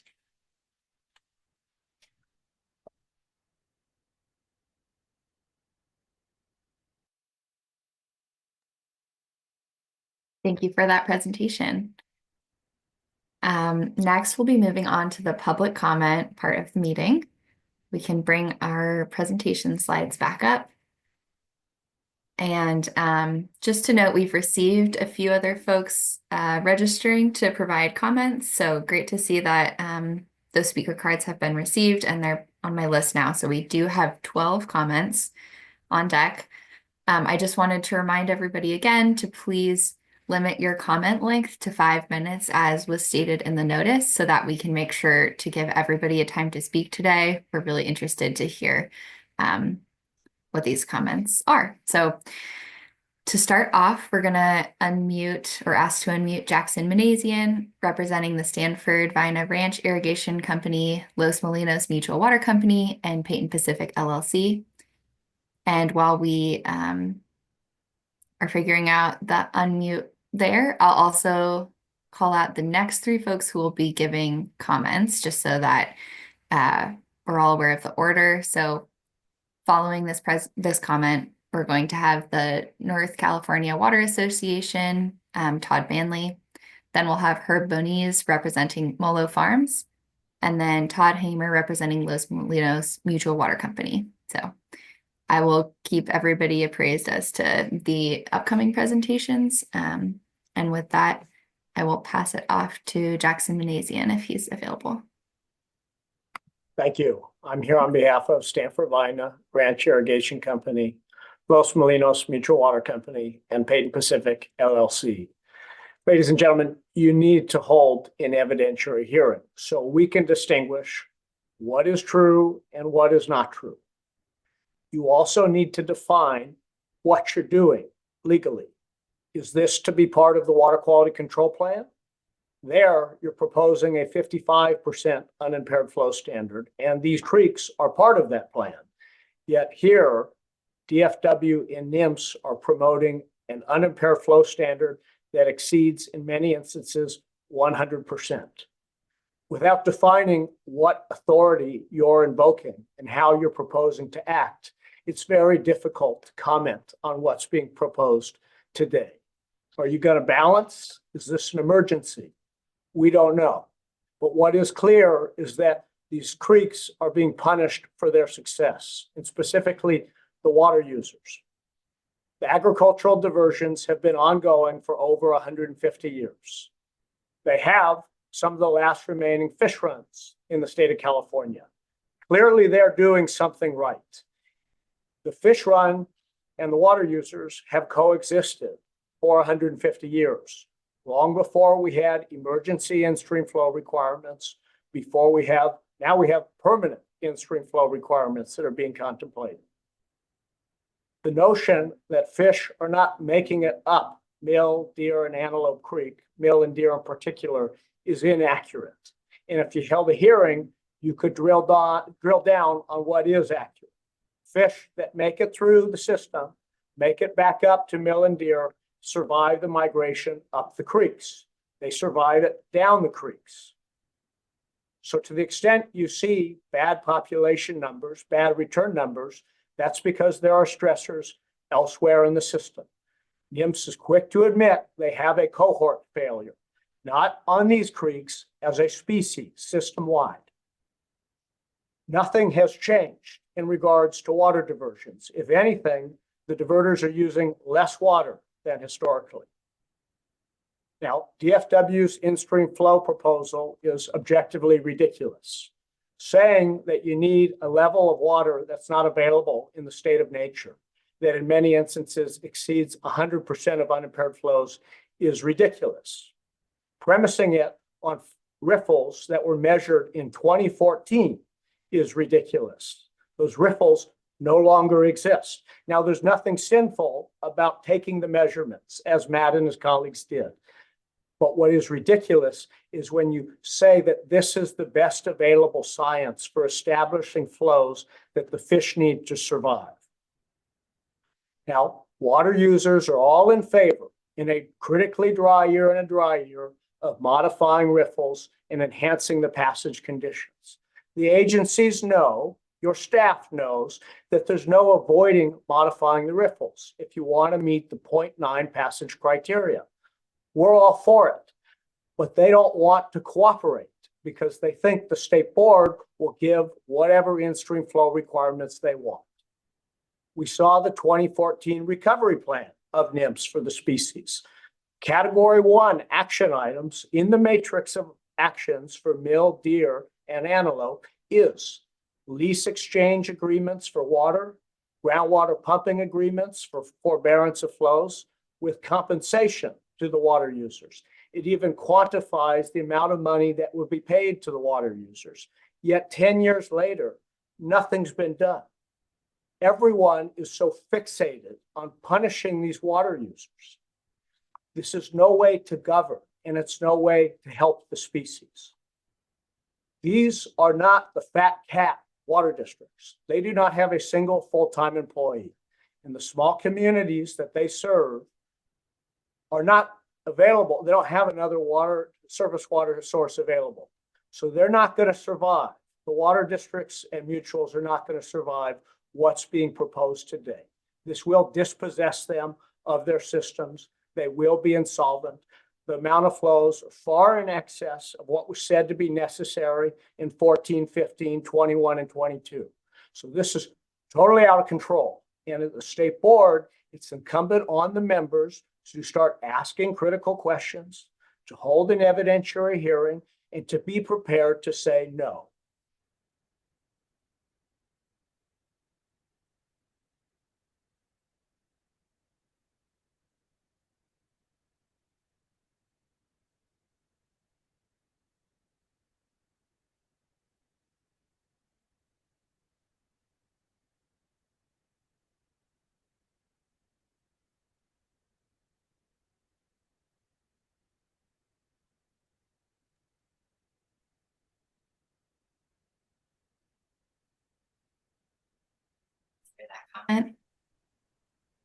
Next up, we have Todd Manley representing North California Water Association. Great. And then following Todd, we have Herb Moniz representing Mola Farms, Todd Hamer representing Los Molinos Mutual Water Company, and Cody Phillips representing California Coastkeeper Alliance. Great. Thanks, Abby. Can you hear me? Yes, thank you. Okay, great. Thank you. I am Todd Manley. I'm with the Northern California Water Association, and I appreciate this opportunity to speak with you today on Antelope Creek. I believe Tyler and Jesse will also be speaking on behalf of Edwards Ranch, but it looks like I got my card in earliest. So great. Just a little bit of background.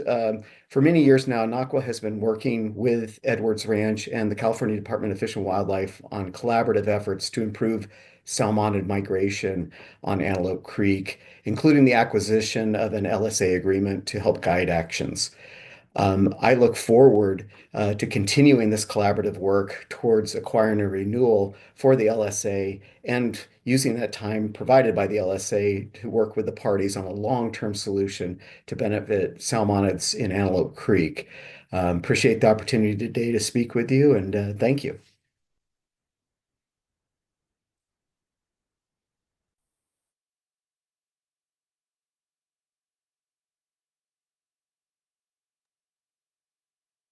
Thank you very much. All right.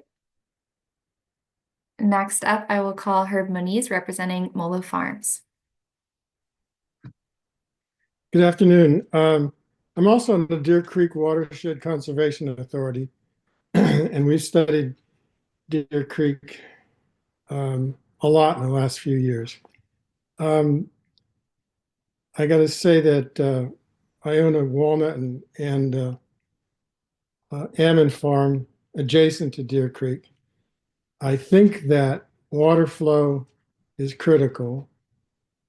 I think that natural solutions are preferable, and that no engineered solution, particularly one that emanates from Sacramento, should be used to solve what people perceive to be an issue. That's all I have to say. I'm really interested. So is the Deer Creek Watershed Conservation District, and we look forward to future comments. Thank you for having the hearing. Thank you very That's much, it. Mr. Moniz. It looks like our next speaker, Todd Hamer, may have dropped off, so we will move along for now, and then we will return to him later in the meeting if we see him rejoin. So next up, we have Cody Phillips representing the California Coastkeeper Alliance, and on deck, we've got Tyler Christensen representing Edwards Ranch and Jesse Barton representing Edwards Ranch as well. Thank you for the time here. This will probably be a pretty brief comment. So Cody Phillips, I'm a staff attorney with California Coastkeeper Alliance. Our goal is swimmable, fishable, and drinkable waters for all Californians. I just wanted to start off by thanking the board for taking this action. At least Mill Creek has been part of the California Water Action Plan list of priority streams for about a decade. And to move away from reactive emergency management to something that is more proactive, something that everybody can plan around, we think is just good, sound policy, especially in these watersheds where salmon are so vital. We've heard a lot about the importance of these watersheds particularly. I do want to emphasize with my comment the board's obligation and duties here, that the board does have a duty to bring balance to these kind of unbalanced systems and protect public trust resources. That is something that the board is uniquely positioned to do as both a water quality and water rights department. So the board really has an important role to play in this watershed, and we're excited to see them starting to take a bigger role here. One thing I do want to make clear as well is, we kind of heard this from others, there's a bit of confusion. With emergency regulations, the goal is to prevent, disaster baseline emergency flows. Sounds like this is looking for something more, to do more than just emergency reactive things, but to promote recovery and fish passage overall. So we want to make clear that as a scientific basis report comes out, it doesn't just support bare minimum emergency flows in dire circumstances, but supports a more holistic habitat approach and those functional flows. So those are my comments today. Like I said, fairly brief, and thank you for the opportunity to speak. Thank you, Mr. Phillips. Next, I'll ask Tyler Christensen to unmute. And then following Tyler, we have Jesse Barton and then Angelina Cook representing the California Sport Fishing Protection Alliance. Thank you very much. Yeah, my name is Tyler Christensen, and my family, the Edwards family, has been diverting water out of Antelope Creek now for going on 75 years here.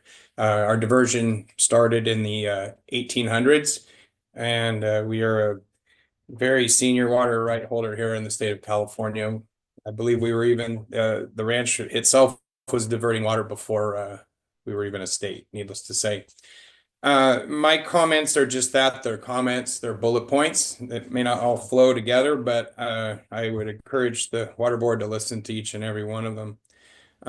One thing I wanted to point out was the Stillwater report that's being used for the flow recommendations is in fact over 9 years old. There has been a lot of changes to the channel and a lot of changes to our diversion within that period of time. The summer flows that are recommended in that CDFW recommendation from July through October are not included in the Stillwater report, as mentioned, and they are solely derived by CDFW and their own opinion of what should be used. They're over 3 times the current LSA agreement flow that we have right now. Stillwater Sciences, who made the report, acknowledges within the report that more studying of the channel is needed and that ongoing maintenance to the channel is needed. There's been no maintenance performed to these channels of Antelope Creek since I can remember. Currently, we have an LSA, a 1600 permit, with a renewal option coming up for our diversion, and we do have, in fact, minimum in-stream flows the entire year of the creek. We have been very cooperative, just completing a $2.5 million fish improvement project here on our diversion with CDFW and NOAA and the NRCS helping facilitate that. We are a little upset because we entered into an agreement and we have not even given it a chance yet to see if it's working yet or not. You'll notice throughout the presentations today that Mill and Deer Creek were mentioned often. Antelope Creek is definitely a different creek. It's a lower elevation creek. It's a much warmer creek, and its flows are much, much lower than Mill and Deer Creek as well. They kept mentioning dependent population of salmon, and I've heard biologists call that lost fish is the proper word for it. Many times when they're in there, they're just lost. There was not one mention in solutions by any of the agencies about channel maintenance or studying. And that's a problem on our creek because in fact, we did dewater our creek before we had our LSA agreements in the past years. For over 75 years, we dewatered the creek. And now, without the dewatering of the creek, there is becoming a lot more increasing riparian encroachment and vegetation buildup within the creek channels themselves. So, unfortunately, these are still manipulated ecosystems, regardless if we let all the water flow down or not, and they need to be maintained because property owners over the decades have built levees, changed certain flow characteristics of the creek by plugging off certain sloughs that used to be available during flooding periods. They're no longer there. So there's a lot of changes that have been made in that regard. So those are some of the points I wanted to make up. That I think the studies are not real complete. And as one of the biologists pointed out, unimpaired flows in the middle of summer may still not even reach the river because the lower watershed of Antelope Creek below Cone Grove Park to the river branches out into 3 different channels, and it eventually dissipates into the ground many times, no matter what flows are present. So I think that concludes the comments that I wanted to make at this point, and I appreciate it. Thank you for your comments, Mr. Christensen. Next up, we have Jesse Barton, also representing Edwards Ranch. Great. Thank you, Abby. As already stated, my name is Jesse Barton. I represent Edwards Ranch, which is located along Antelope Creek. And I would like to express our disappointment that Antelope Creek is being included in this scientific study process because it ignores all the work that Edwards Ranch has already done to improve habitat in Antelope Creek. Over the past several years, Edwards Ranch assisted with the installation of a new multi-million-dollar state-of-the-art fish screen in Antelope Creek, which was completed in 2021, and agreed to provide additional water for fish in its most recent lake and streambed alteration agreement with the California Department of Fish and Wildlife. Yet CDFW, apparently, well, not apparently, but based on the study performed by Stillwater Sciences, believes that even more water is required to benefit fish in Antelope Creek. We've already looked at this Stillwater report. It's from 2019, and there are numerous flaws with this Stillwater Sciences report, which I will summarize here. I'll leave out the ones that have already been brought up by Tyler, my client, but I will bring up some new ones. First of all, the passage assessment cites migration studies that are only relevant to the Sacramento River, and then applies these migration patterns in those studies to Antelope Creek when there is actual and empirical evidence on actual migration periods in Antelope Creek. They are different. You can't apply the migration patterns from the Sacramento River to Antelope Creek. They're different. This results in conflicting and inaccurate information on salmonid passage and timing needs in Antelope Creek. Second, the assessment extends the migration period from an actual known period of 4.9 to 6.2 hours to a 24-hour period with no explanation and with no determination on how this extended migration period affects the analysis in Antelope Creek. The third issue is that while the assessment does discuss water temperature and habitat quality needs of migrating salmonids, these needs are largely ignored in the assessment when discussing water quality and quantity requirements. This is especially true with the summer flow recommendations because they fail to consider the full spectrum of fish needs during the critical migration periods. The flow recommendations are based solely on flows, more water, and ignore habitat quality and water temperature.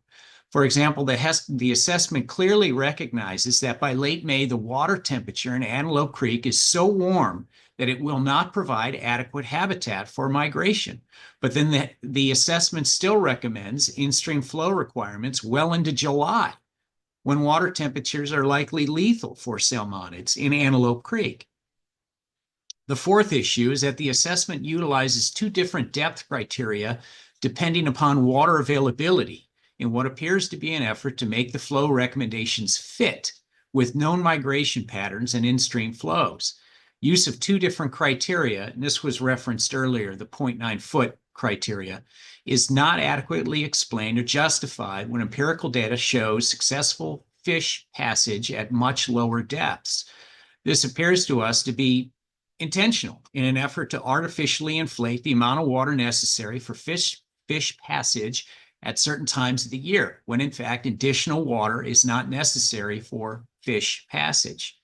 And as noted by others in the workshop, the in-stream flow requirements are not realistic or necessary. They are not realistic because the flows often exceed 90% of what is available in the stream, sometimes 100% of what is available unimpaired, which would force the water users out of business. And they are not necessary because the reason for escapement decline is not with the water right users, but factors beyond their control. This office, I submitted these findings to the State Water Board in 2019, and we'll be resubmitting these findings updated. We'll try to provide some additional information, such as the construction of the new fish screen and any additional information on the lack of connectivity that Tyler referenced in his summary as well. And that concludes my remarks. Thank you very much. Thank you, Mr. Barton. Now we are moving on to Angelina Cook, representing the California Sport Fishing Protection Alliance. And on deck, we have Jeff Rabo, representing the Deer Creek Irrigation District, John McManus, representing Golden State Salmon Association, and Vivian Hallowell, representing Pacific Coast Federation of Fishermen's Associations and the Institute for Fisheries Resources. So we'll ask Angelina Cook to unmute now. Good afternoon. Can you hear me? Yes, I can. Thanks. Thank you. My name is Angelina Cook, and I am commenting today on behalf of California Sport Fishing Protection Alliance. CSPA represents recreational fishermen and fish enthusiasts who have raised our families along the state's once thriving rivers that used to teem with abundant wildlife. We have witnessed alarming declines in endangered species, and we are commenting today we are here today to thank you for having this workshop and urging adoption of permanent in-stream flows necessary to support recovery of salmon and steelhead. As already stated, historic water allocations and current use is out of balance with ecological needs and uses of fresh water. While climate change may exacerbate the demise of California's aquatic ecosystems, salmon extinction is essentially a man-made problem that can only be remedied by adjusting permitted uses of the river to current conditions. If the state is experiencing hotter temperatures, receiving less precipitation, and more of that precipitation is falling as rain rather than snow, that means we must reduce use and minimize demands on our increasingly precious freshwater resources. California has a long history of enabling unsustainable water use practices. Misguided concepts such as use it or lose it resulted in an inequitable economy, which is systematically undermining ecology, as though agriculture can somehow persist without intact ecosystems.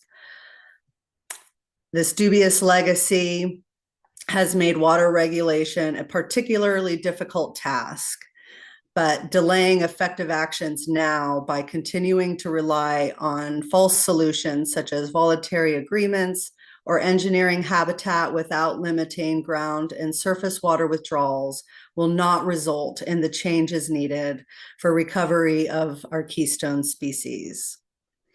Most recently, I have been tracking salmon recovery in the Klamath and advocating for permanent in-stream flow requirements in the Shasta and Scott rivers. This experience has revealed two primary takeaways, which I hope will translate to effective actions on Mill, Deer, and Antelope creeks.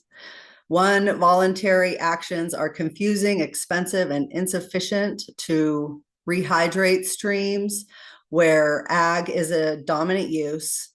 And two, curtailments that are backed by adequate in-stream flow requirements, not emergency-driven belly scraping flows, do result in conditions necessary to bring salmon home. The evidence presented here today did a good job of explaining why Mill, Deer, and Antelope creeks are so important to the recovery of Central Valley salmon and steelhead. The importance of wild genetics and independently viable populations not reliant on hatcheries cannot be overstated. We would like to thank the Water Board for hearing these comments and facilitating this workshop today. And we hope to thank you for swift adoption and effective enforcement of adequate in-stream flow requirements in these streams in the very near future. Thank you very much. Thank you, Ms. Cook, for your comments. Next up, we have Jeff Rabo representing the Deer Creek Irrigation District. Jeff, we'll ask you to unmute. Good afternoon. My name is Jeff Rabo, and I'm a board member of the Deer Creek Irrigation District. So the district is one of small influence on the Sacramento River system, but obviously of extreme importance for the survivability of native salmon and steelhead populations. This has been evidenced by the decades of research conducted on Deer Creek and its watershed. The district has been in existence since 1926, but irrigation diversions were in existence prior to 1900 and substantially before. For a century, the district and its fellow water users have managed irrigation practices that provide spring and fall creek flows that accommodate the salmon and steelhead migrations to the upper reaches of Deer Creek. As stewards of agricultural lands that have been made beneficial, we've made beneficial use of the irrigation water for the past 100 years or more. And Deer Creek Irrigation District and its fellow diverters have always participated in efforts to reduce irrigation diversions, sometimes to zero, and increase in-stream flows for the benefit of the salmon and the steelhead.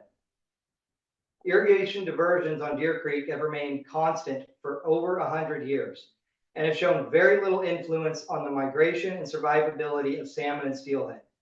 If the practices on Deer Creek were truly the cause of declining salmon populations, salmon and steelhead migration would have declined or ceased to exist decades ago. However, they have not. Changes in flow conditions within the river and at the delta, as well as predatory conditions within the river system, are the only factors that have changed over the last century. Deer Creek Irrigation District has worked with local and state agencies, as well as nonprofit organizations, to develop and implement diversion efficiency improvements. The Deer Creek Irrigation District has maintained operational fish screens edge diversion since near its inception. Most recently, the district worked with Trout Unlimited to complete a fish passage improvement project that saw the removal of our 100-year-old flashboard diversion in favor of a new diversion channel and roughened rock ramp fish passage to help improve in-stream migratory conditions. I think by all means of assessment, it's been a success as we still kind of work out some of the kinks in its operation, but it was a joint effort that has hopefully resulted in some kind of increased conditions for the fish, as has been identified in the state's salmon recovery plan. The district has made numerous suggestions for improving fish passage conditions within the creek channel that have historically provided for safe passage of migratory fish. We continue to seek efforts to improve our diversion practices and efficiencies, as well as our communication and cooperation with local and state agencies. We've always been open to discussions regarding temporary alternatives to irrigation diversions, which has even included the installation and operation of a well within our district. The well was operated as part of a pilot program with the assistance of DWR and CDFW to offset irrigation diversion flows during fish passage times. However, the cost and feasibility of the pumping was determined to be too costly and the project was abandoned. Our district has shown a history of willing participation, but of recent, communications have all but ceased and efforts seem to be in favor of taking water with no consideration for the loss to the landowners or the costs associated with alternative irrigation strategies, of which are being greatly hindered with the increased scrutiny and added struggles of the SGMA requirements. Deer Creek Irrigation District remains steadfast in its efforts to provide irrigation water deliveries while protecting the long-term viability of salmon and steelhead. This has been accomplished by landowners and diverters on Deer Creek for over a century, and we believe it can continue with active cooperation by all. We'd still like to see some efforts and discussions, future coordination towards a voluntary agreement or a return to discussions of voluntary agreements, as seemed to be successful in all the times prior to now and in the studies of the creek that have been done for decades. I think it's important and imperative to understand that we have been operating on this creek with zero change for over 100 years. Our flow conditions have changed very little. If anything, we have diverted less water with less impact to the creek, providing less impact to the creek. And things seem to be fine for at least the prior 80 years before these studies are indicating a decline. I don't know what more we could do on our part, but it doesn't seem to be within the control of the diverters on Deer Creek, and very likely the control of the diverters on Mill Creek, to get salmon to our streams. We have to have fish in the river system in order to help accommodate their successful migration up our streams. I don't have anything else, so thank you for your time. I appreciate the board's consideration of our comments. Thank you, Mr. Rebo, for your comments. Next up, I will ask John McManus to unmute. And then following that comment, we have Vivian Hallowell representing Pacific Coast Federation of Fishermen's Associations and Institute for Fisheries Resources, followed by Regina Chichizola representing Save California Salmon. And then we will check one more time if Todd Hamer from the Los Molinos Mutual Water Company has returned. At this point, those are the rest of our commenters for this workshop. So if anybody does not hear their name on this list, but would like to register to make a comment, please fill out the form that's shown on this slide. Okay, so now I'll call John McManus to unmute. Yeah, thank you. Can you hear me? Yes, thank you. Okay. I'm John McManus, and I'm actually speaking on behalf of salmon advocates statewide throughout the state of California. We call on the board to adopt permanent in-stream flow recommendations. And I would like to point out to the board that the lack of spring run salmon will almost certainly mean that we will not be able to fish in the ocean in April and May in 2025 if we get a season at all. Concern over spring run has got fishery managers telling us to expect to lose April and May, which are important months. It represents somewhere between 25 and 30% of our total season out in the ocean.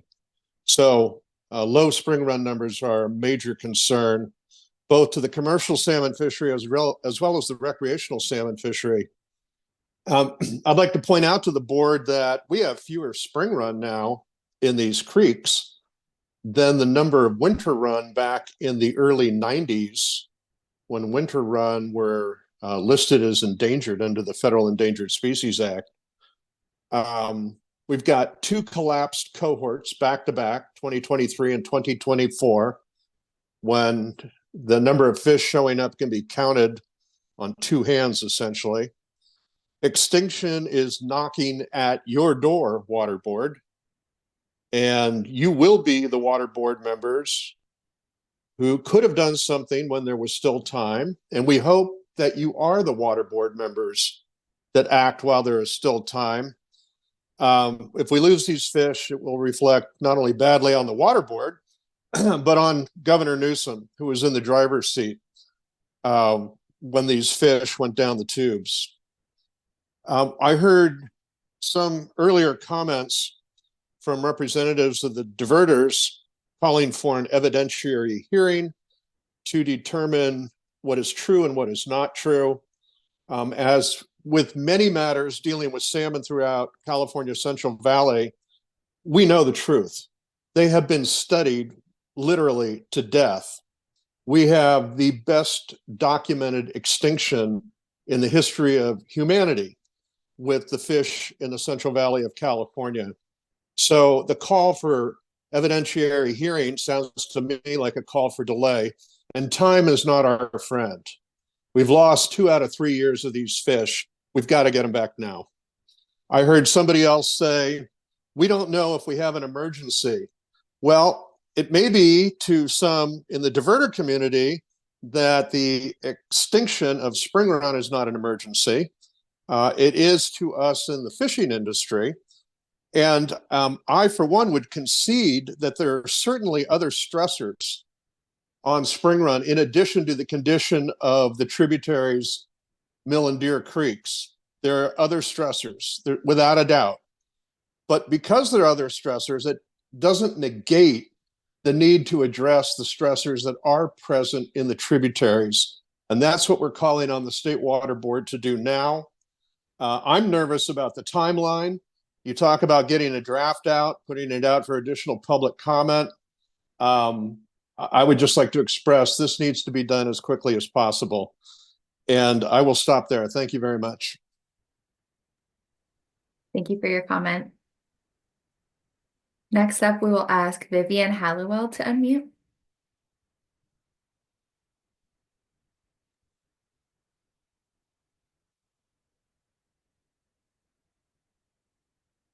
Hello, we're having this hearing that allows for a civil conversation among people with disparate interests. My family has a commercial fishing boat, and this will be likely be our third year of not have any access to king salmon in the ocean to provide high quality food to our markets. And so, you know, as John McManus was saying, there's an urgency that if these spring runs are approaching extinction, and increased flows do improve water quality, such as temperature and other water quality. So our groups will be providing written comments, and I'm not going to go into a lot of scientific detail here. I just want you to know that coastal communities rely on these fish from the Sacramento River, and we fish out of the Port of Eureka. We rely on Sacramento River fish coming out the Bay of San Francisco for a good portion of our income. So anybody want to buy a fishing boat? There's quite a few for sale right now. There's a time urgency, and I hope the board will act quickly for functional flows, optimal flows for recovery. And until we can even get recovery, we can't have a harvestable surplus beyond that. Thank you very much. Thank you, Ms. Hallowell. We look forward to receiving your written comment as well. Next up, we'll ask Regina Ciuccizola to unmute.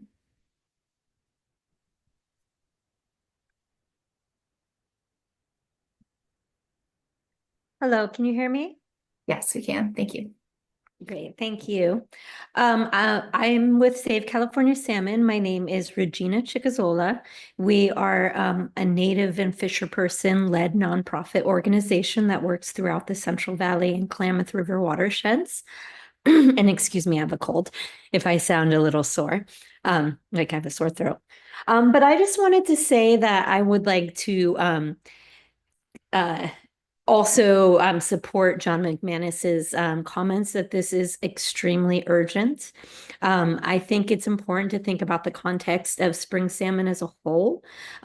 They are extirpated for most of California at this time. In the Klamath River, there's also just a handful of Springer salmon left. And in the Central Valley, as was stated, there are very few watersheds that can still support these salmon. And until a few years ago, you know, the hope we had for spring salmon were these watersheds in Butte Creek. These were areas where the salmon were not doing as bad as the rest of the state. In some of the areas they were recovering. And I think it's just really shown that the conditions were always extremely hard on them and limited. And now that we have climate change and continuing drought, but not only climate change and continuing drought, we're also seeing a lot of farmers turn to species that do take more water. Species like almond, or trying for third or even fourth cuts of alfalfa. And so I think we need to think about the fact that conditions are different, and water rights were granted in a time where there was a lot more water, but they were also granted in a time where we weren't thinking about fishermen. We weren't thinking about native people who have different words for spring salmons and other salmon. You know, we weren't thinking about justice for our communities, or that watersheds were whole things. And I think it's important to start thinking differently, and to start looking at solutions with the community. But in the end, we need to have regulation. This is an emergency. We're looking at a 90% reduction of salmon in a very short amount of time. And that's just for the spring salmon. And it looks like, from what I've seen today, that steelhead are in a similar place. And then when you look at the whole watershed and you're looking at fall salmon too, we're looking at the end of livelihoods. We're looking at tribes not being able to do ceremonies. We're looking at the fact that we could lose multiple species of salmon in the state of California on forever. So I just wanted to say, you know, we've tried a lot of different things. There's been cooperative solutions tried. There's been emergency curtailments where community solutions were looked at. And in the end, community solutions are wonderful. And, thinking about habitat and different things are wonderful, but there needs to be underlining regulation that keeps a certain amount of water in these rivers for fish to be able to survive. And I think that Fish and Wildlife Service did a really good job laying out what is needed. I think the NGOs did a really good job laying out what is needed. And I think it's needed critically and it's needed soon. So along with supporting this permanent long-term plan, I would also like to see if there could be some emergency action taken to make sure that there's water for spring salmon specifically this spring, and that there's water this summer and fall to make sure other species of salmon are surviving. Because even if that is more of a belly scraping flow type of process, the emergency actions, we can't even handle one more year of losing cohorts of spring salmon.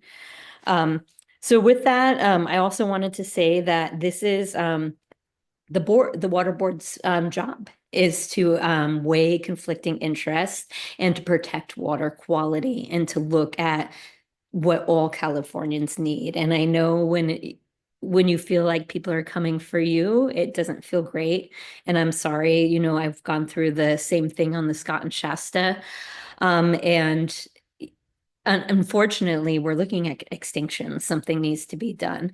And if, the communities can come up with solutions that support those baseline flows, great. But they need to prove that it is actually going to support those baseline flows and they'll never go under that. And that's why underlining regulation is so important, because just having cooperative solutions and voluntary solutions doesn't work and is not working in any watershed I've ever seen it happen in. So with that, again, I wanted to say I really support this plan. I think it's critical, but also I support there being some short-term solutions too, because I am also very worried about the timeline.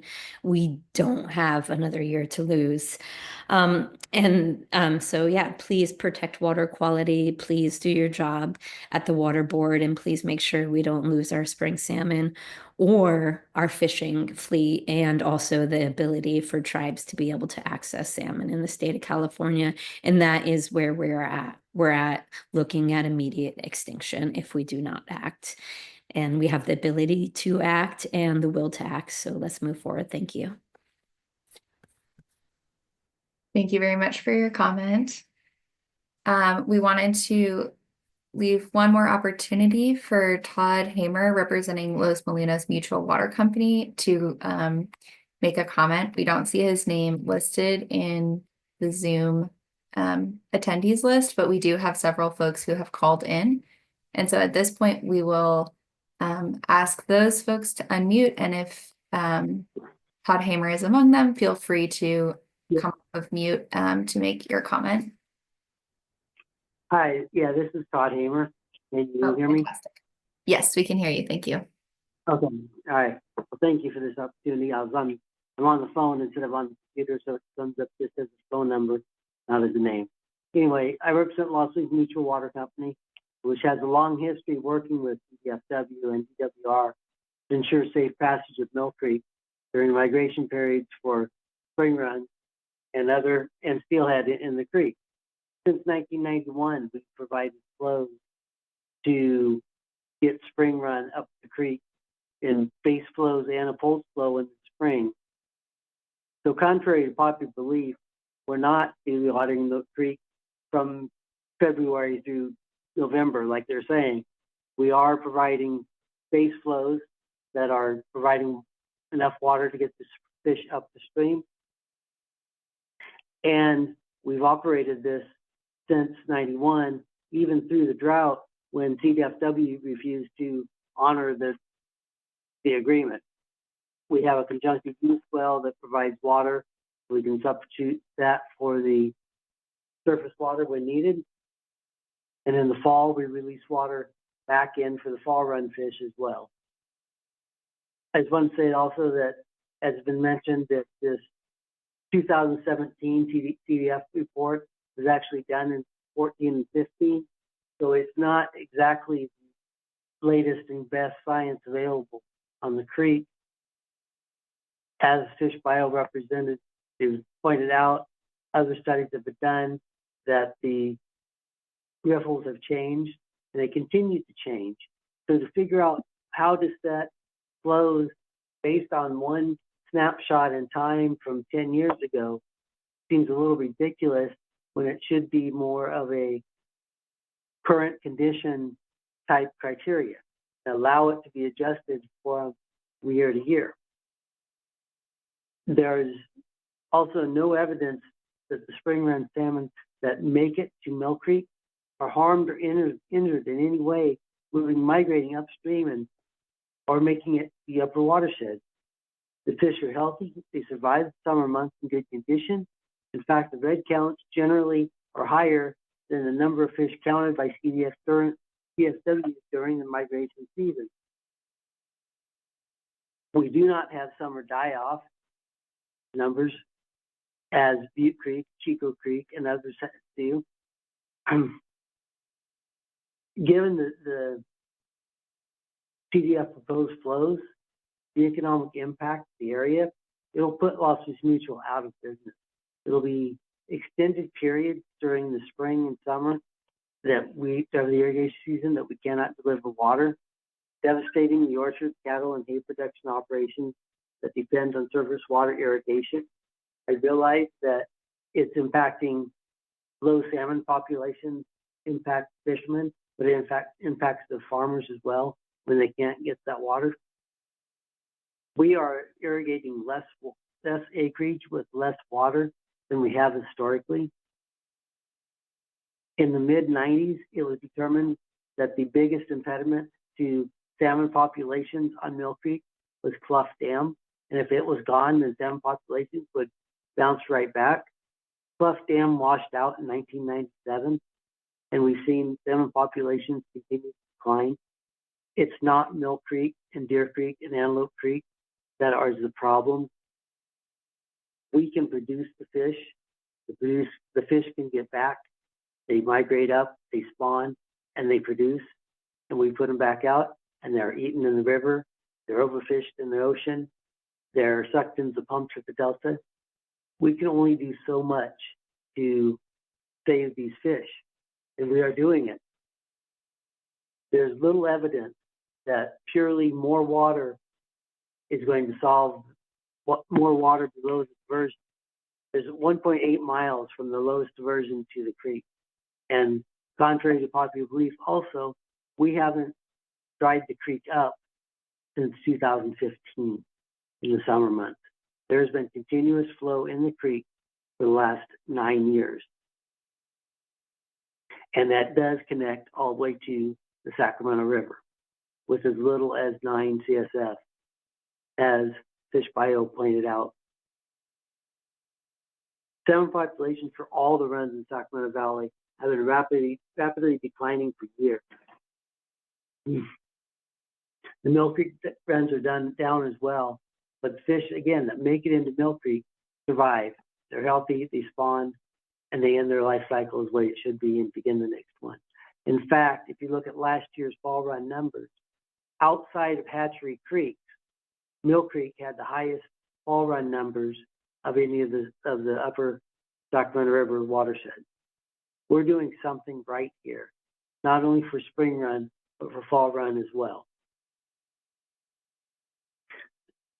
Until there are factors in the river, the delta, the ocean that are negatively impacting the salmon populations on a grand scheme, until something is done about them, there's nothing that can be done to save salmon populations just by Mill Creek and Deer Creek. Contrary, we are not the cause of salmon decline from Alaska to Monterey, as some have pointed out.